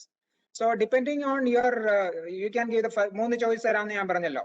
You can give infantry, para, artillery, maybe ASC അങ്ങനെ കൊടുക്കാന്ന് വെച്ചോളൂ. ഇല്ലെങ്കിൽ അപ്പോ they will look at your profile, and if you fit into their requirement, the organizational requirement, you can go to para. അത് കഴിഞ്ഞാൽ തന്നെ special forces, അതെന്നാണ് പിന്നെ there is a different training and probation etc for para special force SF. So പാരയിലേക്ക് പോകാൻ പറ്റും. പക്ഷെ it is not, ഞങ്ങളൊന്ന് choice പറഞ്ഞതുകൊണ്ട് തരണം എന്നില്ല. You have to be fit and considered fit by army headquarters. Okay, I think that answers. എനിക്ക് സമയം ഒരുപാട് അതിക്രമിച്ചിരിക്കുന്നത്. നായർ സാർ, ഞാൻ ഓരോരുത്തരിലേക്കും വരുവാണെങ്കിൽ, നായർ സാർ ഒരു ഷോർട്ട് നമുക്കൊരു അഡ്വൈസ്, നമ്മളുടെ ഈ ഒരു സെഷൻ മീൻസ് സെഷൻ അറ്റൻഡ് ചെയ്യുന്നവർക്ക് ഒരു അഡ്വൈസ്, കാരണം ഒരുപാട് ക്വസ്റ്റ്യൻസ്, റിപ്പീറ്റഡ് ക്വസ്റ്റ്യൻസ് വരുന്നുണ്ടെങ്കിലും സമയം ഒരുപാട് ആയതുകൊണ്ട് തന്നെ നമുക്ക് കൺക്ലൂഡ് ചെയ്തതിന്റെ ഭാഗമായിട്ട് നായർ സാർ പ്രിപ്പയർ ചെയ്യുന്നവർക്ക് അഡ്വൈസ് എന്നുള്ളത് പറയാമോ സാർ? ആരോടാണ്? നായർ സാർ, നമുക്ക് 1 by 1 ആയിട്ട് പോകാം സാർ. ഓക്കെ. ഇപ്പോ ഇവിടെ ഞാൻ കരുതുന്നു, ഇപ്പൊ തുടക്കത്തിൽ നമുക്ക് 872 പാർട്ടിസിപ്പൻസ് ഉണ്ടായിരുന്നു. ഇപ്പൊ 505 ഞാൻ കാണുന്നത്. അപ്പോ ഇതൊക്കെ വളരെ ഡൈ ഹാർഡ് ഇൻട്രസ്റ്റഡ് പേഴ്സൺസ് ആണെന്ന് ഞാൻ കരുതുന്നു. അപ്പോ നിങ്ങൾക്ക് ആർമിയിൽ ചേരാൻ ഇൻട്രസ്റ്റ് ഉണ്ടെങ്കിൽ ഈ പറഞ്ഞ പോലെ ഹൗ യു ആർ എന്നുള്ള യു ഗോ ഫോർ ദ SSBയിലേക്ക് ഒരു ക്വാളിഫൈ ചെയ്യുക. SSBയിൽ പോയിട്ട് if you are fit they will select you. അപ്പൊ ഈ പറഞ്ഞ നമ്മുടെ ഒരു preparedness, you should just put finish to your preparations. അത് കമ്മ്യൂണിക്കേഷൻ സ്കിൽസ് ഞാൻ പറഞ്ഞ പോലെ ഇപ്പോഴത്തോട്ട് വായന തുടങ്ങുക. ഇപ്പൊ 12ാം ക്ലാസ് പഠിക്കുന്ന ആൾക്കാരാണെങ്കിൽ 12+2 ടെക്നിക്കൽ എൻട്രി സ്കീമിൽ പോകാം, ഒരു 70% കൂടുതലുണ്ടെങ്കിൽ. ഇല്ലെങ്കിൽ പിന്നെ ഒരു 3 years you have your degree period is there. അപ്പോൾ BTech വേണമെന്നില്ല. ആർമിയിൽ you are welcome. If you are a graduate and you are fit enough, you can come to us, and അവിടെ we will train you. In service training എപ്പറ്റി പറയാൻ പറ്റിയില്ല. അപ്പൊ പരന്ന വായന വയ്ക്കുക. നമ്മുടെ ചുറ്റുപാടുമുള്ള നമ്മുടെ വീട്ടിൽ എങ്ങനെയാണ് നമ്മുടെ ബ്രിങ്ങിങ് അപ്പ് എന്നുള്ളതിനനുസരിച്ചായിരിക്കും. അതിൽ നമുക്കൊന്നും ഇപ്പോ ഈ 12ാമത്തെ ക്ലാസ്സിൽ വരുമ്പോൾ നമുക്ക് ചേഞ്ച് ഒന്നും ചെയ്യാൻ പറ്റില്ല. അപ്പൊ അതുകൊണ്ട് if you are very much interested in joining army, be yourself. Air Marshal Suresh പറഞ്ഞ പോലെ be yourself. പക്ഷെ you should be able to communicate what you feel about, and if you are fit enough you will be selected. അത്രേ ഉള്ളൂ. All best of luck to you all, and thanks Sebin. Sir ഒരുപാട് questions വരുന്നുണ്ട് അറിയാം, പക്ഷെ sir ഒരുപാട് questions വരുന്നുണ്ട്. ഞാൻ കഴിയുന്നതും അതിന്റെ കൂടെ ടൈപ്പ് ചെയ്യാൻ നോക്കുന്നുണ്ടായിരുന്നു. ചിലരുടെ പേര് വെച്ച് ഞാൻ കാണുന്നവരുടെയൊക്കെ പേര് വെച്ച് ആൻസർ ചെയ്യാൻ നോക്കുന്നുണ്ട്. ഞാൻ കാണുന്നത് കൂടുതലും എയർഫോഴ്സിൻ്റെതിൽ ചോദിക്കുന്ന കാര്യങ്ങൾ 10+2 മാത്സിനെ കുറിച്ചാണ്. ഇപ്പൊ 10+2 മാത്സിന്റെ ഞാൻ വളരെ പെട്ടെന്ന് പറയാം. ചിലർ ഇൻഫാക്ട് ഒരു കാൻഡിഡേറ്റ് എന്നോട് ചോദിക്കുകയായിരുന്നു, 10+2 എനിക്ക് ഫിസിക്സ് ആൻഡ് ബയോളജി ഉണ്ട്, മാത്സ് ഇല്ല എന്നുള്ളത്. അങ്ങനെയുള്ളവർക്കുള്ള ഒരു സജഷൻ എനിക്ക് പറയാനുള്ളത്, 10+2 അഥവാ നിങ്ങൾക്ക് ഫിസിക്സ് ആൻഡ് മാത്സ് എടുക്കാൻ സാധിച്ചിട്ടില്ല, നിങ്ങൾക്ക് എയർഫോഴ്സിൽ ഫ്ലൈയിങ് ബ്രാഞ്ചിൽ തന്നെ വരണം എന്നാണ് താല്പര്യം എന്നുണ്ടെങ്കിൽ, നിങ്ങൾ നാഷണൽ ഓപ്പൺ സ്കൂളിൽ ആർക്കും രജിസ്റ്റർ ചെയ്യാം. വളരെ അനായാസം നമുക്ക് പാസ്സാവുന്ന ഒരു എക്സാം ആണത്. നാഷണൽ ഓപ്പൺ സ്കൂളിന്റെ 10+2 ഈക്വലന്റ് ഫിസിക്സ് ആൻഡ് മാത്സിന്റെ നമുക്ക് പേപ്പർ അപ്പിയർ ചെയ്യുകയാണെന്നുണ്ടെങ്കിൽ അതിന്റെ qualification it becomes equivalent to 10+2 physics and maths. അങ്ങനെ ചെയ്തിട്ട് നിങ്ങൾക്ക് പിന്നീട് ഒരുപക്ഷെ NDA എഴുതാൻ സാധിച്ചില്ല, നിങ്ങളുടെ ഏജ് ഓവറായി എന്നുണ്ടെങ്കിൽ പിന്നീട് നമുക്ക് CDS വഴി നമുക്ക് എയർഫോഴ്സിൽ വരാവുന്നതാണ്. നിങ്ങൾക്ക് ചൂസ് ചെയ്യാവുന്നതിൽ ഏറ്റവും നല്ലൊരു കരിയർ തന്നെയാണ് ഈ ആർമി, നേവി, എയർഫോഴ്സ് എന്ന 3 സർവീസസിലേക്കും ഉള്ളത്. ആദ്യം പറഞ്ഞതുപോലെ uncertain times, and the best thing that you can opt for is A career in the arm forces. And ആർക്കും എനിക്ക് സാധിക്കുമോ ഇല്ലയോ എന്നുള്ള ഒരു സംശയം ആർക്കും മനസ്സിൽ വരരുത്. എനിക്ക് സാധിക്കും, എനിക്കത് വേണം എന്നുള്ള ഒരു ദൃഢനിശ്ചയത്തോടു കൂടി അതിലേക്ക് നമ്മുടെ ഒരു ലക്ഷ്യം കാണുക. എന്നിട്ട് അതിലേക്ക് നമ്മൾ ഏകാഗ്രതയോടുകൂടി നമ്മൾ അതിലേക്ക് വേണ്ടി നമ്മൾ പ്രവർത്തിക്കുക. തീർച്ചയായും വിജയം നിങ്ങളോടൊപ്പം ഉണ്ടാകട്ടെ എന്ന് ഞാൻ ആശംസിക്കുന്നു. നന്ദി, നമസ്കാരം. Thank you Shebin. എനിക്ക് ഒന്നേ പറയാനുള്ളൂ, കാരണം ഒരു നിങ്ങൾ ഫോക്കസ് ഉണ്ടെങ്കിലേ നിങ്ങൾക്ക് ഏതൊരു കാര്യത്തിലും വിജയിക്കാൻ പറ്റും. ഞാൻ എൻ്റെ ലൈഫിൽ ഫോക്കസ്ഡ് ആയിരുന്നു. എനിക്ക് എന്താകണം എന്നുള്ള എൻ്റെ ആഗ്രഹമായിരുന്നു എന്നെ അതിലേക്ക് നയിച്ചത്. പക്ഷെ ആഗ്രഹം മാത്രം ഉണ്ടായതുകൊണ്ട് മാത്രം കാര്യമില്ല. നമുക്കത് എങ്ങനെ ചെയ്യണം എന്നറിയണമെങ്കിൽ നമ്മൾ എക്സ്പേർട്സിനോട് സംസാരിക്കണം. അപ്പൊ നിങ്ങൾക്ക് ഇപ്പൊ കിട്ടിയത് എനിക്കറിയാം, നിങ്ങൾക്ക് ഹാർഡ്ലി 1/10 ഒരു ഇൻഫർമേഷനെ കിട്ടിയിട്ടുള്ളൂ. ഒരുപാട് ക്വയറീസ് ചാറ്റ് ബോക്സിൽ കാണുന്നുണ്ട്, ഇതെല്ലാം ആൻസർ ചെയ്യാൻ പറ്റുന്നില്ലെന്നറിയാം. പക്ഷെ ഒന്നേ പറയാനുള്ളൂ, നമ്മൾ എന്താകണമെന്ന് നമ്മുടെ രക്ഷിതാക്കൾ പറഞ്ഞതുകൊണ്ട്, അതായത് രക്ഷിതാക്കളോടുള്ള എൻ്റെ ഒരു സജഷൻ, നിങ്ങൾ ഒരിക്കലും നിങ്ങളുടെ താല്പര്യം നിങ്ങളുടെ കുട്ടികളുടെ മേൽ അടിച്ചേൽപ്പിക്കരുത്. അവർക്കൊരു പൈലറ്റ് ആകണമെന്നുണ്ടെങ്കിൽ അത് ആകാൻ വേണ്ടിയിട്ട് അവരെ സപ്പോർട്ട് ചെയ്യാം. ഇനി നേരെ മറിച്ച് അവർക്ക് താല്പര്യമില്ല ഡിഫൻസിൽ ചേരാൻ, പക്ഷെ നിങ്ങൾ ഇതൊക്കെ കണ്ടിട്ട് എൻ്റെ മകനെ പിടിച്ചിട്ട് ഡിഫൻസിലേക്ക് ഒരു ഓഫീസർ ആക്കണം എന്ന് വിചാരിച്ചാൽ അത് സംഭവിക്കുകയുമില്ല. അപ്പോൾ ആദ്യം വേണ്ടത്, നമുക്ക് ആകണമെന്നൊരു ആഗ്രഹം ഒരു കുട്ടിയുടെ ഉള്ളിൽ നമുക്ക് വേണമെങ്കിൽ, ഒരു ചെടി വളരുന്നത് പോലെ തുടക്കത്തിലെ നമ്മൾ വളരുമ്പോൾ ഇങ്ങനെയുള്ള ഈ ഒരു നേവി ആർമിയിലേക്കുള്ള കാര്യങ്ങൾ നമുക്ക് സ്ലോലി ഇൻഡ്യൂസ് ചെയ്ത് കൊടുക്കാം, അങ്ങനെ താല്പര്യം ഉണ്ടാക്കാം. അല്ലാതെ നമ്മുടെ താല്പര്യം ഒരിക്കലും നമ്മുടെ മക്കളുടെ മേൽ അടിച്ചേൽപ്പിക്കരുത്. അവരുടെ താല്പര്യങ്ങൾ എന്താണോ അതിനെ വളർത്താൻ ശ്രമിക്കുക. ഫോക്കസ്ഡ് ആവുക ലൈഫിൽ ആൻഡ് വർക്ക് ബിഹൈൻഡ് ദാറ്റ്. അതിന് വേണ്ടിയിട്ട് എങ്ങനെ നയിക്കാം. ഈ പറഞ്ഞ ഈ ചോദ്യങ്ങളുടെ ഉത്തരം എല്ലാം ഗൂഗിളിലുണ്ട്. ഇനി നിങ്ങൾക്ക് ചോദ്യങ്ങളുടെ ഉത്തരം ഗൂഗിളിൽ കിട്ടുന്നില്ലെങ്കിൽ നിങ്ങൾക്ക് ഹൊറൈസണിനെ നിങ്ങൾക്ക് അപ്രോച്ച് ചെയ്യാം. അല്ലെങ്കിലും you can chat with me in my Instagram. pilot_achu is my Instagram ID, or nidus_academy is my Instagram ID. We will clear all your doubts. Okay. So ഒരുപാട് പേർക്ക് മലയാളത്തിൽ മനസ്സിലാകുന്നില്ല, ഇംഗ്ലീഷിൽ പറയണം എന്ന് എനിക്ക് തോന്നുന്നു. ഒരുപാട് നോർത്ത് ഇന്ത്യൻസ് ഇതിൽ ജോയിൻ ചെയ്തിട്ടുണ്ടെന്ന് തോന്നുന്നു. നമ്മളിത് ഇതൊരു മലയാള മനോരമയുടെ ഹൊറൈസൺ പ്രോഗ്രാം ആയിരുന്നു, അതുകൊണ്ടാണ് ഇന്ന് മലയാളത്തിൽ നമ്മൾ കണ്ടക്ട് ചെയ്തതെന്ന് നമ്മൾ വിശ്വസിക്കുന്നു. നിങ്ങൾക്ക് എന്ത് ക്വയറീസ് ഉണ്ടെങ്കിലും നിങ്ങൾക്ക് മലയാള മനോരമയുടെ ഹൊറൈസണിനെ നിങ്ങൾക്ക് അപ്രോച്ച് ചെയ്യാം. Okay, so that is my small advice. Thank you Horizon for giving me this opportunity. And special thanks to Venu sir also. Thank you sir. നമ്മുടെ ഈ ഒരു സെഷൻ, ഇന്നത്തെ ഈ ഒരു സെഷന്റെ ഏറ്റവും മഹനീയമായ സാന്നിധ്യമാണ് Suresh sir, air marshal Balakrishnan Suresh. നമ്മുടെ ഈ ഒരു സെഷൻ ഒരു കൺക്ലൂഡ് മെസ്സേജ് നമുക്ക് എല്ലാവർക്കുമായി തരാൻ please sir. Yeah, firstly thank you Mandarama Horizon for I'll say it again timely, especially pandemic സമയത്ത് എല്ലാവർക്കും ഭയങ്കര ബുദ്ധിമുട്ടാണ്. ഈ കരിയർ ചോയ്സ് എന്ന് പറഞ്ഞത് തന്നെ as it is without the pandemic is a big problem. So all the eminent panelists have covered it absolutely. I have only one thing to say, which all of them have said. ഈ മിലിറ്ററിയില് armed forces എന്ന് പറഞ്ഞാൽ it's a challenging, active career. It's a fully challenging career. But you have to have the passion one. That is very, very important. It is not just another job. It is a profession.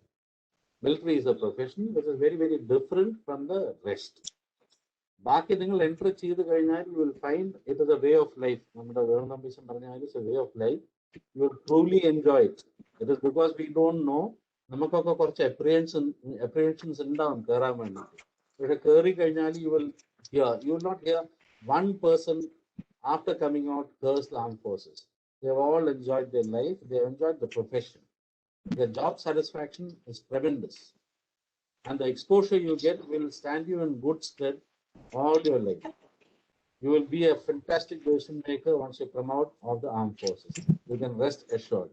You will not deter in any case, because you have led people, you're a leader, you're a decision maker, and your exposure is phenomenal. The last thing I want to tell you, because of all the questions, if I take commerce, if I do this, every background people can apply. Of course, there are some that need technical background, science background, flying even to science avishyandu. But otherwise, even a lawyer can apply. They can join the JAG branch. There is no issue. Meteorology, meteorologists are there. Psychologists are there in the area. So anybody can join. There is absolutely no problem at all. And last word, materialistic, if you want to speak about, after the 7th pay commission, I left it halfway. The core benefits in the armed forces, like I told you, canteen, school, medical. When you put it together, the cost to government, like I told you, XLRI is calculated in 2014, is 4 times the basic pay. The entry basic pay for an officer today, please correct me if I am wrong, it's around 52,000 or something, 55,000 basic. Okay, so if you say it 4 times per month, there is 2 lakhs plus per month. That is a package of 20 plus lakhs you're getting. at the start. Nobody in the country offers you unless you join with computer science, you join Amazon or something like that. Okay, so it is an excellent career. It looks after you, it pays you well, and you lead a good, healthy, active life. Thank you once again to all the participants for listening in. And let's hope many of you join the armed forces. And I'm not going to be partial, say Air Force or whatever, but please join the armed forces. Thank you, sir. Thank you. Thank you, all the participants and the parents. Thank you so much, sir. Manorama ഹൊറൈസന്റെ നേതൃത്വത്തിൽ നമ്മൾ ഇന്ന് education and career opportunities നമ്മുടെ ഈ ഒരു session നമ്മൾ ഇതുവരെ ഒരുപാട് sessions ചെയ്തിട്ടുണ്ടെങ്കിൽ തന്നെ നമ്മുടെ ഈ ഒരു സെഷൻ വളരെ വേറിട്ട് നിൽക്കുന്ന ഒന്നാണ്. തീർച്ചയായിട്ടും നമ്മുടെ ഈ ഒരു സെഷന്റെ ഇന്നത്തെ ഏറ്റവും മഹനീയമായ സാന്നിധ്യമാണ് air marshal Balakrishnan Suresh sir. Sir Malayala മനോരമയുടെ ഈ വേദിയിൽ വരികയും നമ്മൾ ഇത്രയും സമയം സാർ സ്പെൻഡ് ചെയ്തു. അതുപോലെ തന്നെ സാർ ഒരുപാട് പേർക്ക് പേഴ്സണലി മെസ്സേജസ് അയച്ചു, പലർക്കും പല റിപ്ലൈസും സാർ കൊടുത്തു. ഇത്രയും സജീവമായി നിൽക്കുകയും ഇത്രയും വലിയൊരു പൊസിഷനിൽ നിന്നിട്ട് സാർ ഇത്രയും നമ്മുടെ കൂടെ ഇത്രയും നേരം സമയം സ്പെൻഡ് ചെയ്യുകയും നമ്മള് കുട്ടികളുടെ പേരൻസിന്റെ എല്ലാ സംശയങ്ങൾക്ക് ക്ലിയർ ചെയ്ത് കൊടുക്കുകയും ചെയ്തു സാറിന് മലയാള മനോരമയുടെ പേരിലുള്ള നന്ദി അർപ്പിക്കുന്നു. Thank you so much sir. Most welcome. Thank you. ഒപ്പം നമ്മളെ ഈ ഇന്നത്തെ ഒരു സെഷന്റെ ബാക്ക് ബോൺ എന്ന് പറയുന്നത് വിംഗ് കമാൻഡർ വേണു നമ്പീശൻ സാറാണ്. നമ്മുടെ ഈ ഒരു സെഷൻ സാധിച്ചത് തന്നെ സാറിന്റെ ഒരു സപ്പോർട്ടോട് കൂടി തന്നെയാണ്. സാർ ഇനിയും നമുക്ക് ഇങ്ങനത്തെ സെഷൻസ് ചെയ്യുന്നതിന് സാറിന്റെ സപ്പോർട്ട് ഇനിയും പ്രതീക്ഷിക്കുന്നു. Thank you so much sir. Malayala Manorama thank you sir.